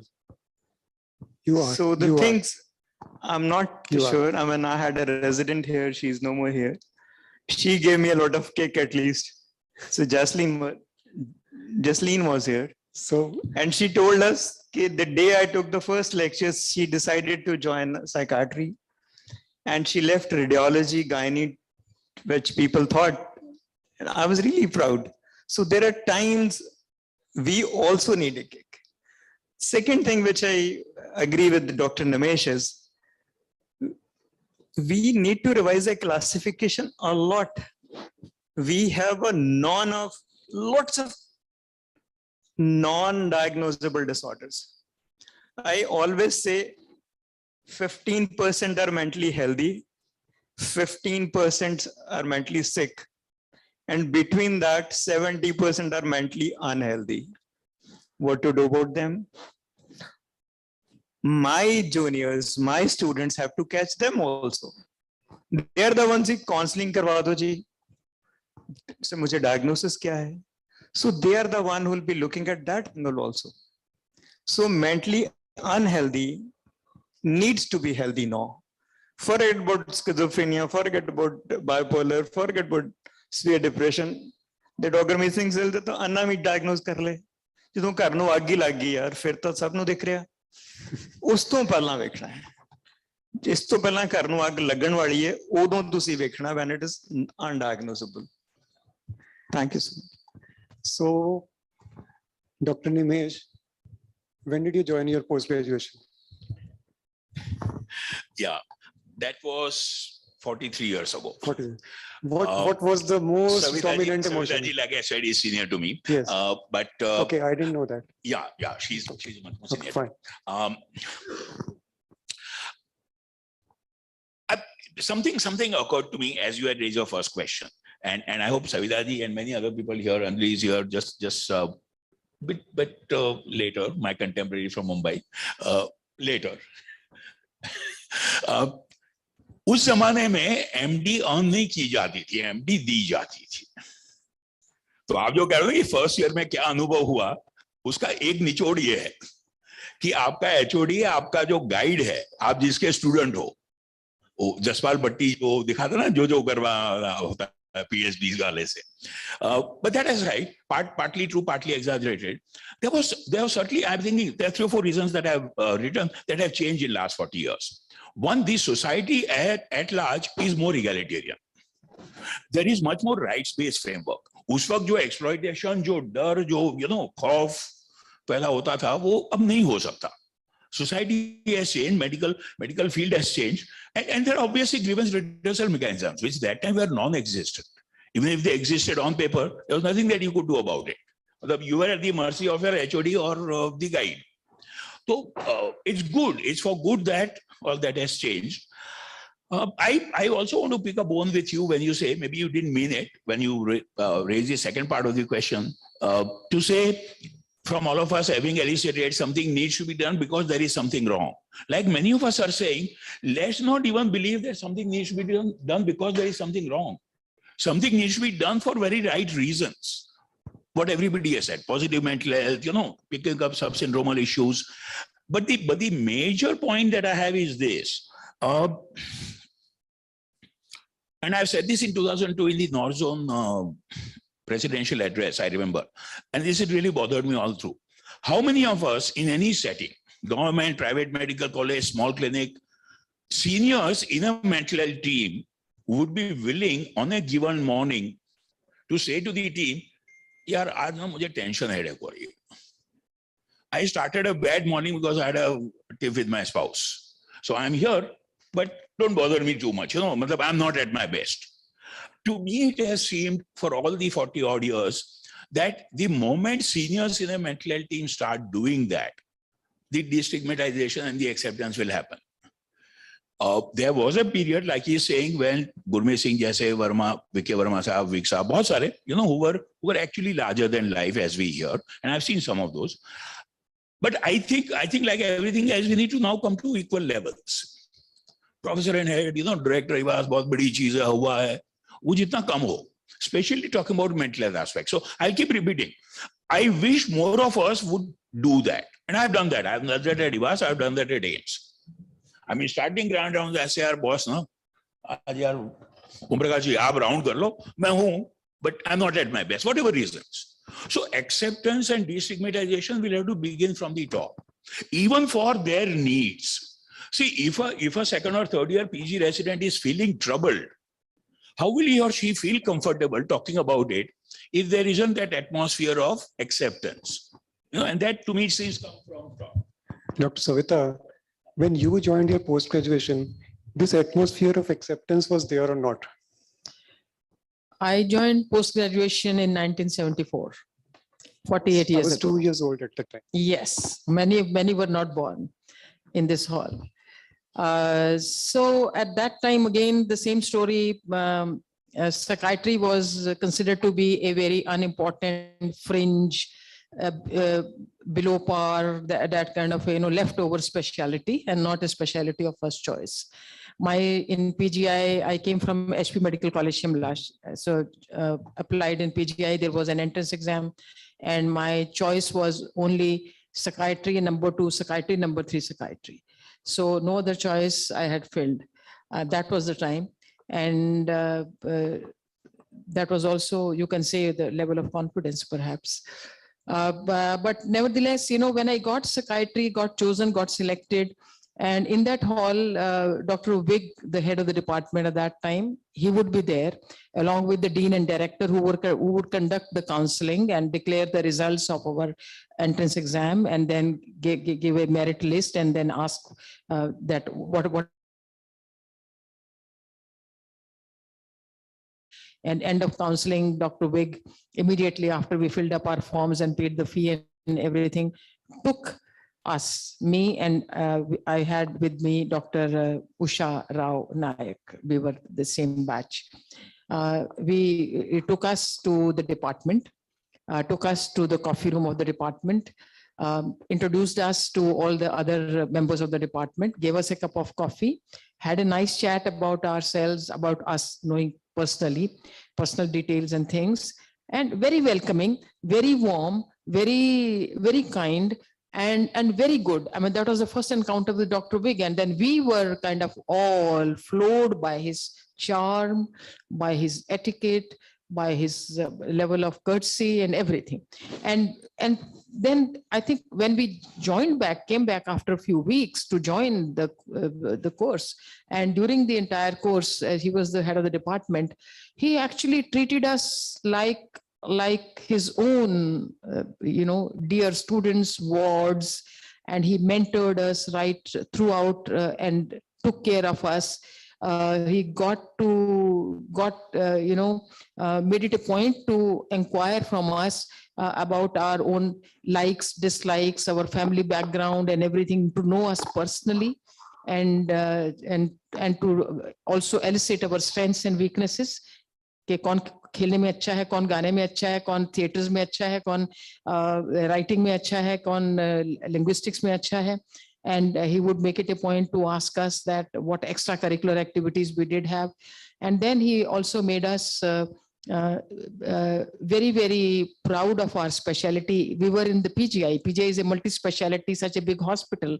And psychiatry at that time was of course, an independent department, but still a very small department. And then he, in the entire kind of hierarchy of medicine and surgical specialties, gave us considerable degree of importance and value. And we learned to kind of be very proud of our specialty. So considering this question of stigma and all, but never occurred, never happened. And we were very much looked after and loved. And stress of education studies was there. It was a very hard training. He was a hard taskmaster. We had to perform our best, but then he got the best, better than the best out of us, and made, such great kind of, our potential he was able to kind of bring out. So my memories of my residency and formative years are very, very, I mean, that was the best time of our life. Very, very pleasurable, very pleasant, and no question of stress. Stress only of educational studies and or doing well in exam and not letting him down. That was something very crazy about us. That in our final exam, if you don't do well, we will let our head of the department, Dr. Vic, down, and which we could not dare or care to have let that happen. So we had to succeed and excel to prove it to him that he is good and we are good. So, Dr. Neeru, your generation, our generation. Yeah, I joined my MD in 2002, around 20 years back. In my times, it was about 50-50. Some were some people were thinking we should opt psychiatry, or other were saying like in between it was coming. And my reason for opting this branch was like I wanted to change myself. I was not of that kind of having personality. I was very shy, introvert, and I was having literally, I'm truly saying, I was having stage phobia. And literally, I wanted to change myself, and psychiatry has given a lot to me. We people are blessed. We have opted this branch, and during my MD, it was around, I recall an incident. It was about 15 days after I joined my MD course. I went to my HOD, Dr. Jaswant Singh. He was my mentor, my guide, very nice person, very humble. And I said, sir, मैंने तो कुछ पता नहीं लग रहा, हर बीमारी विच sir delusion आ जाती है, whether it's mania, depression or schizophrenia. Sir कहते you want to do, sir मैं क्या sir, it's very difficult for me to cope up with this branch. It was just 15 days, but sir said you want to do MD in psychiatry. I told him the reason that I want to change myself. Sir said you will definitely do, and that encouragement, motivation was a point. I can simply say कि मुड़ के नहीं देखा. Now I am here with you all, and we people are seriously, literally blessed. We are having this branch with us. So, sir, Dr. Mahajan, question for Dr. Mahajan. We've all grown up in medical college, getting this kind of impression. I think it's overstated. This is what my personal belief is, that PG means a lot of pressure and demonic bosses, and they'll just tear you apart if you do kind of a mistake. This is the impression which is there in most of the MBBS students' mind. Now, hearing all these experiences, do you agree that it seems to be overstated? My personal experience is also like that. आपको क्या लगता है, sir? Is it overstated? See, again, I can talk about my time. As Dr. Savita said, we were part of his family. And there was no attendance. There was no fee. That is an area which financial angle, we always ignore. And non-DMC charges close to 20 lakh rupees. Where it come from? Where will it come from? How will the resident is going to recover that? In our time, I deposited 200 or some rupees just as a security of the mess or library. So there was no fee at all. There was no attendance. The boss said, if you want to come here to learn, learn. And there were about, out of 6 people, 4 or 3 never presented a single case. He said, I'm not here to make, he said, I'm here to make a chicken soup, but bring me a chicken, not the chicken shit. That's used to be his favorite dialogue, unfortunately. Or fortunately, I don't know. He says, if you don't want to come, don't come. I'm sitting here. I'm here from 9 to 9 to 1. So many people will not, we were assumed to be responsible. We were assumed that we will not take more leaves than what has been designed, 10 leaves per year, 20 leaves per year for my residents now. So kabhi attendance lagi hi nahi thi. And the best part, which always I carry with me and I have tried to practice in my department, was a non-academic time. That was for half an hour. It was for coffee time. If anybody discussed the subject, he was asked to go out. And we will always start with some kind of a cartoon by Sudhir. Ki sir, aaj usne common man mein ye likha hai. And I think 30% of the time it started with that. VP Singh was coming in, how VP Singh is going to fare. And everyone started reading the same newspaper that the boss read. So there was no question of ill will. I'll share an incident. I had a senior to me, one guy is a broad. He had a head injury. He did not come to the department for 45 days. It's not marked absent for a single day. And boss even did not know that he hasn't come. And once he came, he was in service candidate. Said, boss ne kabhi pucha nahi. I said, boss kyun puchega? And he resigned. So there were both parts. If you are there to learn, he's there to teach. The same thing. If there is a learner, the teacher appears. Once you have learned, the teacher disappears. So, sir, is it fair to say, question for all of you, is it fair to say that psychiatry, we have all been faced, we've seen the stigma. We have, our specialty is stigmatized. But all of the psychiatric teachers, we are more sensitized towards mental health issues by nature of our study. And does this translate into a better atmosphere in our departments compared to the departments of other specialties? Is that true? Dr. Desai? I don't think so. I really don't think so. And if that's a jarring note, forgive me. The wonderful atmosphere that Dr. Savita spoke about and Ranjit spoke about with greats like Dr. Vik Saab and Dr. Gurmeet Singh Saab were exceptions.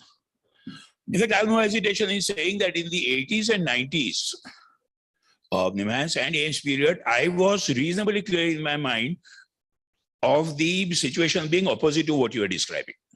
In almost all medical colleges, the psychiatry departments were more maladjusted than any other department. And there are a lot of explicable reasons for that. Last few years and decades, it seems to have improved, surely, which is great. Besides all the other egalitarian, rights-based and equality-based issues and caring for people genuinely. So in India, if you talk about India rather than the outside world right now, it's changed. It wasn't so good at all. I thought you were also going to say, and like I referred to this earlier, I'll refer to this one more time if you all permit. The stigma for psychiatric disorders, mental health problems is, even today, I think higher, if not highest, amongst mental health professionals. And I say that again, going out on a limb. How easily do we all whisper about each other? Yaar, wo to paranoid ho gaya. Yaar, wo to na bada anxious hai. It's bad. I don't think we should do that amongst ourselves. Forget in teaching departments, if we don't overcome that, how will our young colleagues learn to treat or deal with, forget treat, deal with and view mental health problems neutrally? So that's another problem that's, I think, hopefully again changed. But if I might come to that, I thought the core of what you said was, and I'm trying to recall, I won't name names because they are really teachers now, but I was teacher at a very young age, fortunately at NIMANS. I remember 2 or 3 students in the 6-year period at NIMANS, 3 or 4 at AIMS, and a few at IBAS. who individually or collectively, we actually mentored, not the clinical mental health problems, but what was called access to, and that turned out well. I mean, today when I meet some of those friends at NCEPs, it's heartening. Professor and head, somebody who was, I mean, without being judgmental at all, totally could not elicit one verbal word from that person, is today professor and head and a nice teacher. So the one more positive message is that mentoring, sensitive mentoring actually helps, you know, for clinical mental health problems or even personality issues. So sensitive mentoring happens. It's a reality in psychiatry. Is it so, Dr. Saha? Yes, definitely there. And what in the previous question, what I want to tell, how is the department goes, it depends only the HOD. I think how he deals with the other people. It is not compared, you cannot compare with the other branches of medicine. It is who is leading from the front actually, how he behaves with the others. That is the thing. I have also very good HOD like Dr. Gauranga Bandyopadhyay, very much academics and very, in our life, in these days also some department definitely have, as sir said, and we are seeing this type of people with us, those who had different department. In our times, our HOD was like a role model or otherwise is a parental figure. They are not only concerned about our studies, they are also concerned about our any family matters, any personal matters. They always interfere. In fact, in our public, in our any function, family function, they used to attend. In fact, I got a boss like Dr. Renan Sarang in neurology and Dr. Gauranga Bandyopadhyay. They are like that only. There is a personal relation. This is very important for any boss. And definitely what you tell, very sensitive. It is very important for all the bosses, not only HOD, and the other teachers also. Very important. If you don't feel for this student, then how can you think of for their betterment? Dr. Savita, there's one thing which I read somewhere and you discussed with me. You know, is there a point in going for a psychological assessment of all PG students? You know, we can mentor the way we deal with the students that will be different for different personality traits. Is there a case for it? The EQ may be different, the resilience may be different. You know, what do you think about it? Now I think we are shifting focus on the student. Actually, the ability to adapt and respond to stress in an individual depends upon a great deal upon the personality characteristics and traits, and that is where I think the question about assessment comes of psychological assessment or something. And it is presumed that when students who have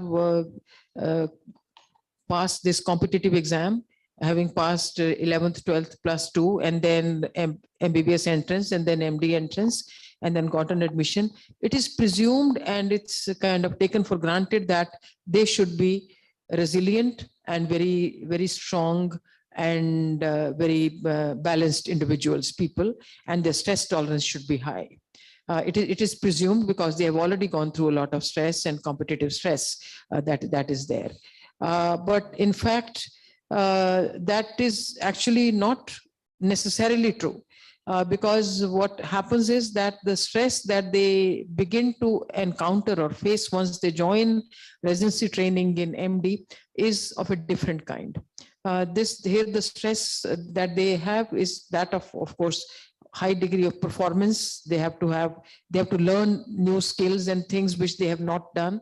They have to learn and work under a new system and culture which they may be very different from what they have been used to. See, prior to that, prior to entering MD, the entire education is primarily a very lonely affair, in the sense that they have to sit down. It doesn't.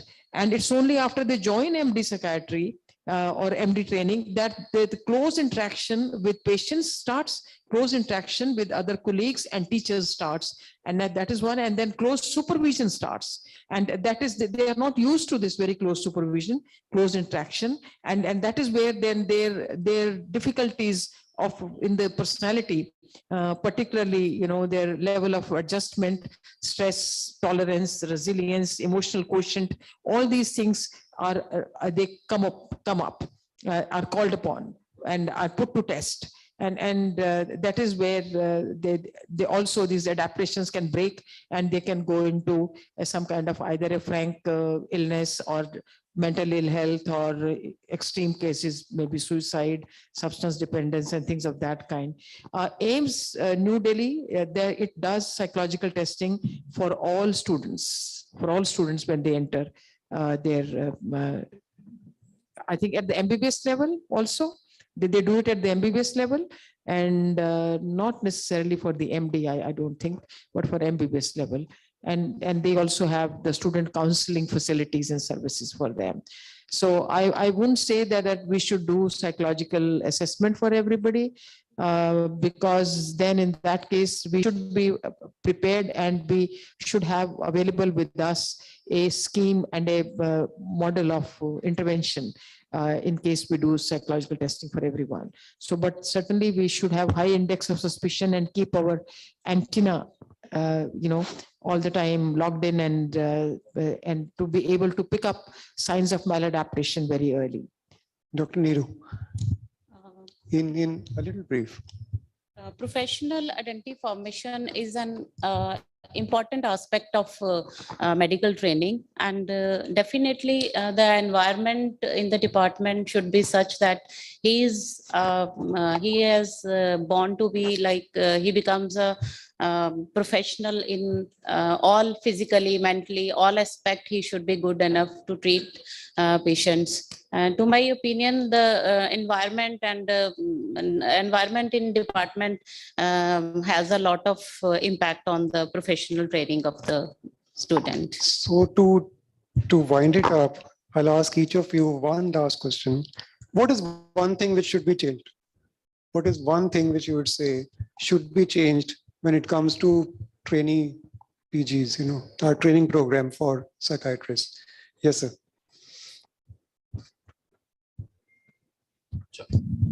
Okay.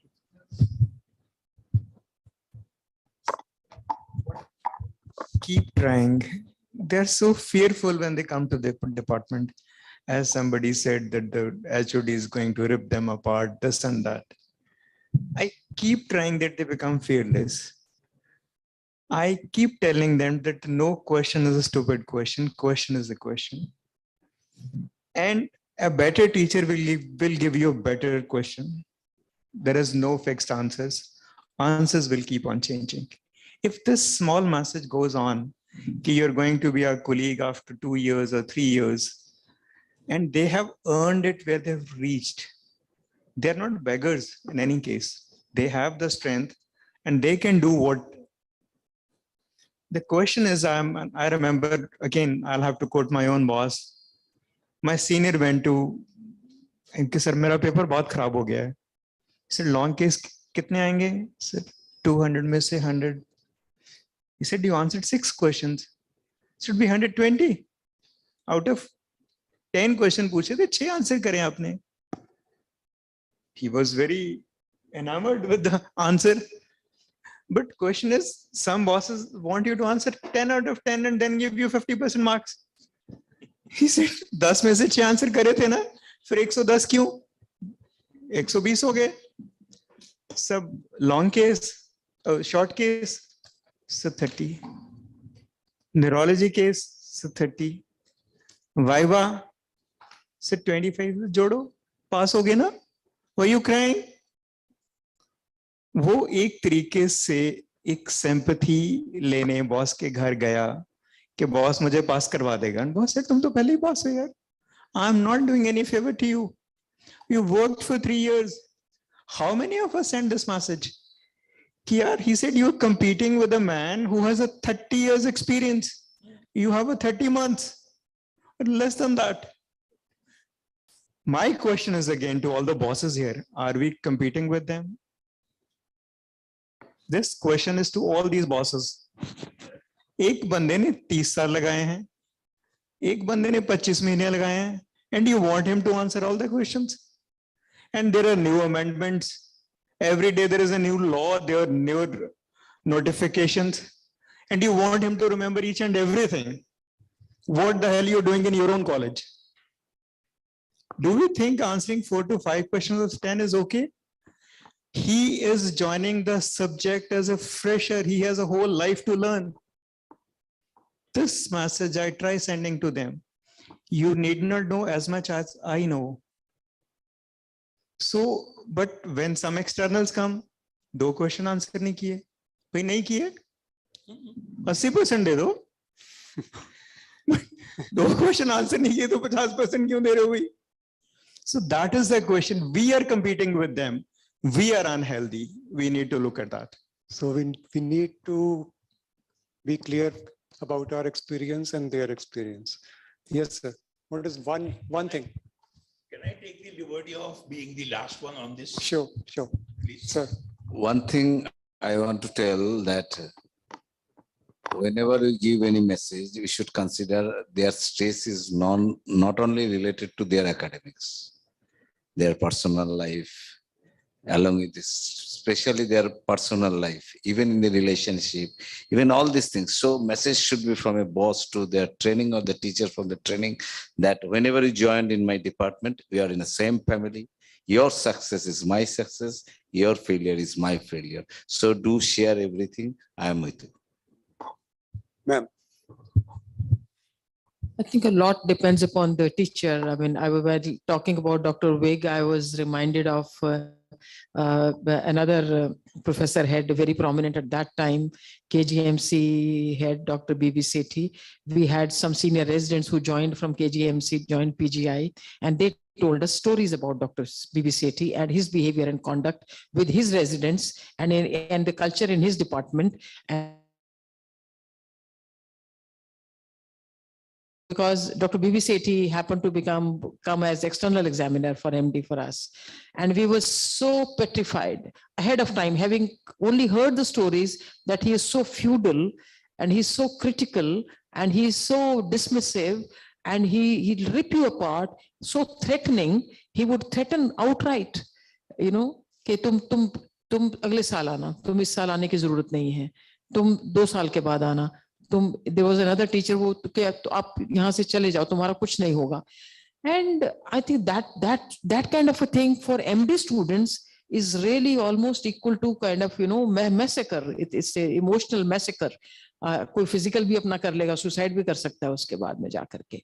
तो teachers इस तरह के भी होते हैं. And then teachers who are kind of, you know, who are authoritative, who are very not, I wouldn't say critical, they actually torture and they take pleasure in torturing students, abusing them, threatening them, you know, and almost calling them names and things. That also we have seen teachers doing. And here I think one has to look at that the pathology lies with the teacher and not with the student. And students are only at the receiving end. So what needs to change? I would think if one thing that needs to change is the student-teacher relationship should become that of a kind of individual, personal, and like a mentor, like a one-to-one mentoring. Because the student-teacher ratio is not very high in MD psychiatry, in MD. So we can afford to do that. I think there's big departments where there are maybe NIMHANS or they have a large number of students, but they also have a large number of faculty. So there should be a kind of a good relationship between the student and teacher. And I completely agree with what Dr. Ranjeev Mahajan said, that they should be kind of given this message that you are there to kind of train or learn, train into a professional, and you are going to be our colleague in future, and there is no need to be afraid of. And because fear is not conducive to learning. If you are fearful, you will not learn anything, and your potential kind of gets killed. So that fear element has to be taken away and removed. Yes. In my opinion, the mental health of students should be preserved.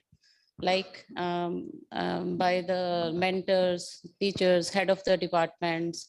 They should take care of them like their own children. They should talk to them. They should care, share their feelings. And it should be a cordial environment in the department. Only then we can work together and grow mentally fit. Sir, concluding remark. No. I don't want to take the liberty of saying concluding remark. Before Yes, sir. I remember one incident in my life in class 10, not in medical training. There is a thing that out of 8, you have to answer 6 questions. So, in fact, I was ADD, I think, then. So I answered 8 questions. And at the end of the exam, I just noticed that I answered 8 questions. They need only 6 questions. So, शायद हम एक question कर 2 question cut दिया था, तो उसके बाद देखा जब उस टाइम में they showed their papers, so I saw that they have given, sir has given, gave me the number of first 6 questions.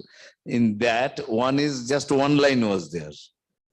So he has given just 1 marks or half marks to that, and 1 correct answer he did not give any marks to me.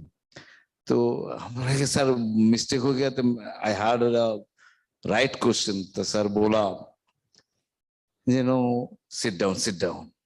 I know that you will come. The thing is that I just do it because you will not repeat it in future.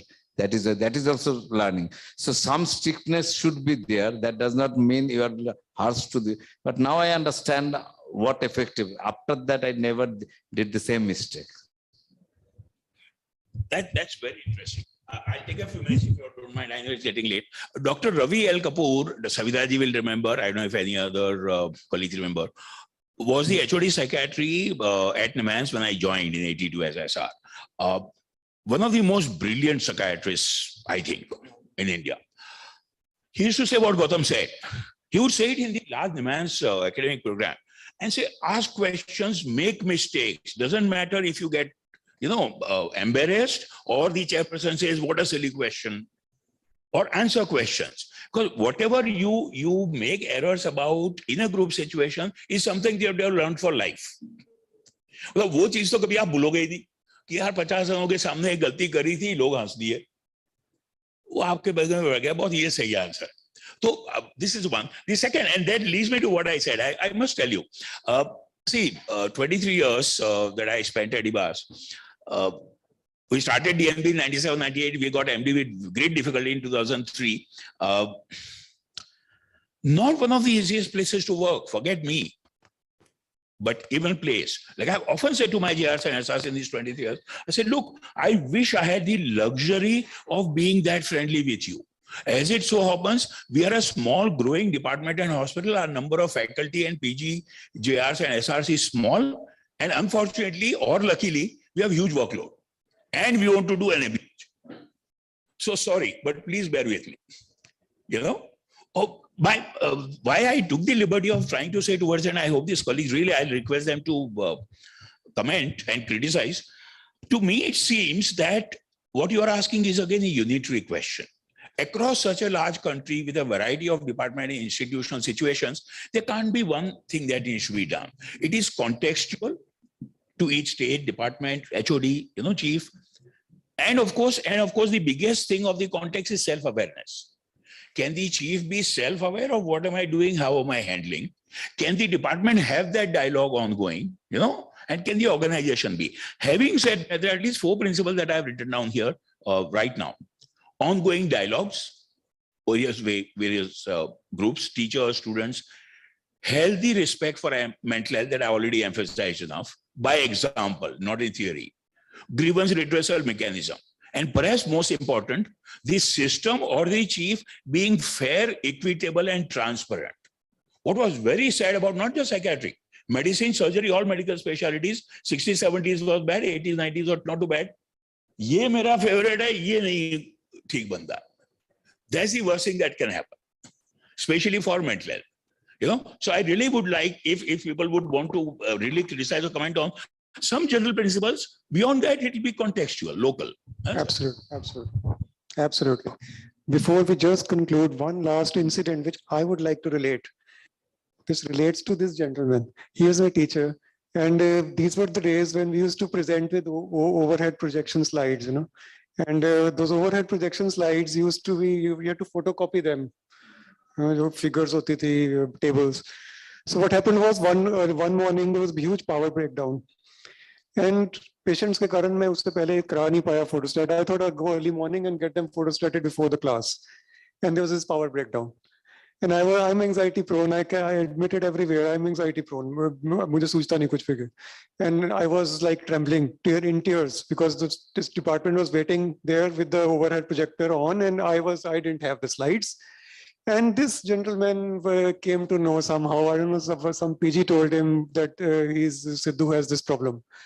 So he came to the photostat shop where I was there. We were 10 minutes behind schedule. And he insisted that you give me your car keys and I'll drive you. He drove me from A place to B place where there was an electricity connection. We got the whole thing photostated. He drove me back to DMC. On the way, he called our HOD, Dr. R.L. Narang, to say that this boy has a problem. Please wait, please bear with us. And he escorted me to that class. I think this is the kind of teacher-student relationship that should be there. Yes. I think that's how we conclude. Thank you, the panelist and Dr. Sidhu, for this wonderful panel discussion. And it's time to felicitate the panelist and the Dr. Sidhu. So I'll first request Dr. Dipali to felicitate Dr. Professor Savita Malhotra.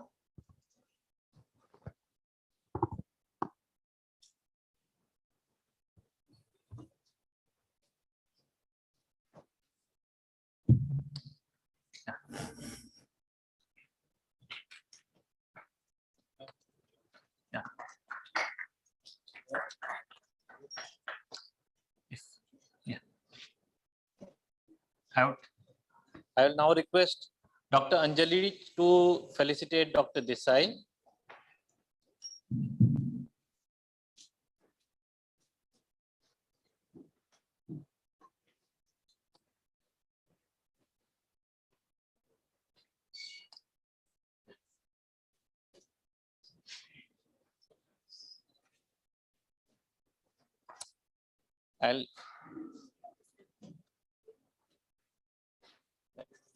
I'll request Dr. Arvind Brahma to felicitate Dr. Gautam Saha.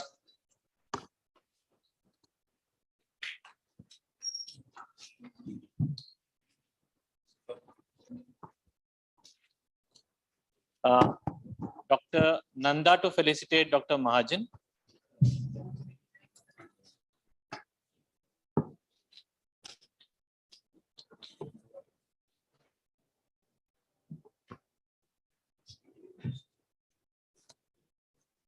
And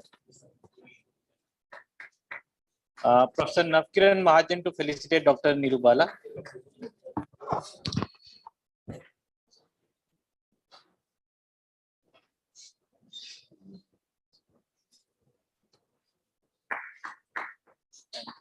I'll request Dr. Gautam Saha to felicitate Dr. Gulbahar Sidhu.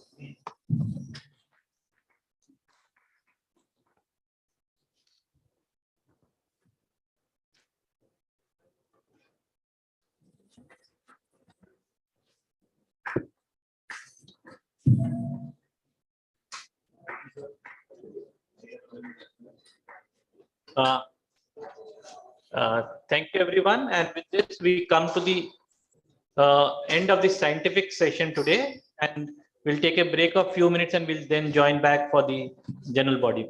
Yeah.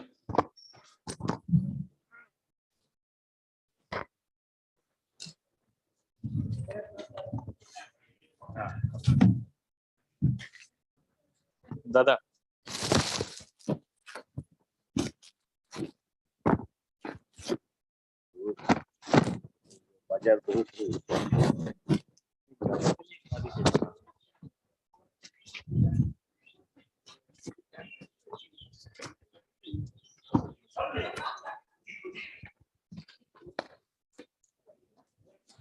कहीं घूमने जाना तो चले जाओ। अभी कैसे घूमने नहीं? अच्छा करके हाँ जी मैडम, डिनर कितने बजे? मैडम 8 बजे।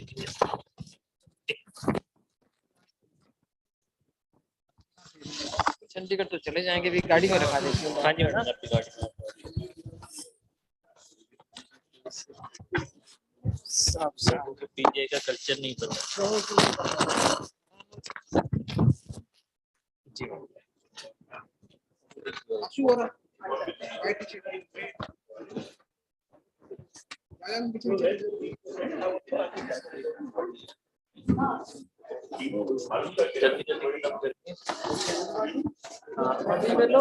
बस 5 मिनट तो चले जाए ना।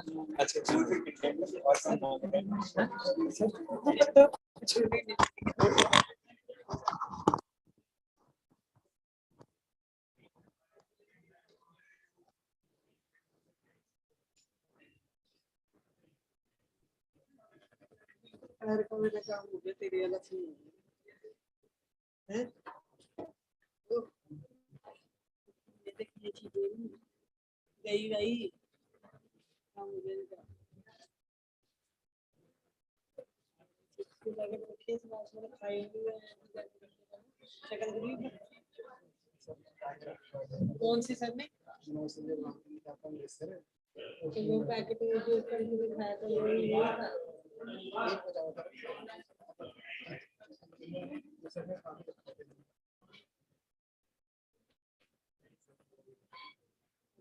खतरनाक होने लगा, चार्जिंग पे मोबाइल लगाना पड़ेगा। यार गेम खेला था क्या, कितनी देर की ब्रेक है? अब तो मेरे को लग रहा है अभी मुश्किल ही है बंदे तो 5 मिनट की है।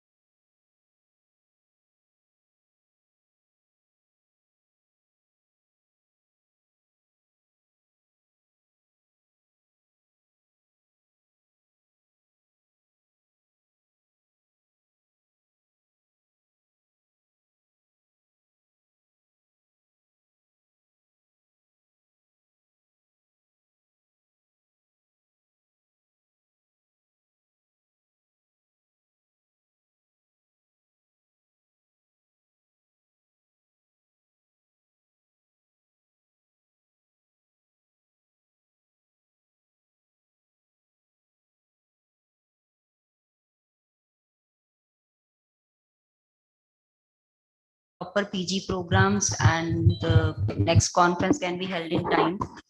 And we should have more of membership, because there are so many new psychiatrists have not taken up membership of these PUNJABs. So I think we go for that, and we'll make more programs to reach to more of the people, because still there is mental unawareness. So there should be more programs, more apps, more online teaching and programs to go for that. With these remarks, now we open the general body meeting for the agendas, and the first is the condolence. And because we are meeting after 2 years, so in this 2 years we have lost many of our colleagues. As far as I remember, we have lost Professor N.N. Vig, Professor B.S. Chavan. If anybody remember other names, can Dr. Ashok Gupta. Dr. Ashok Gupta, yeah. Anybody, any other name? Yeah. So if anybody would like to say anything about the departed souls. Dr. Ashok Gupta. Like you were discussing on the panel discussion, the first time I told my parents, I think I'm loud enough. First chose to pursue secretary. First chose to pursue secretary. I was online लोग हैं meeting के लिए हैं online लोग नहीं कोई है नहीं बट हाँ, लाइव रिकॉर्डिंग नहीं करनी फिर रिकॉर्डिंग लाइव भी जा रहा है लाइव भी बंद कर दे हाँ हाँ लाइव भी when I chose to pursue secretary, my father was a little hesitant. It's a branch which not many people take up. So I had to give him example of Dr. Gupta. I personally went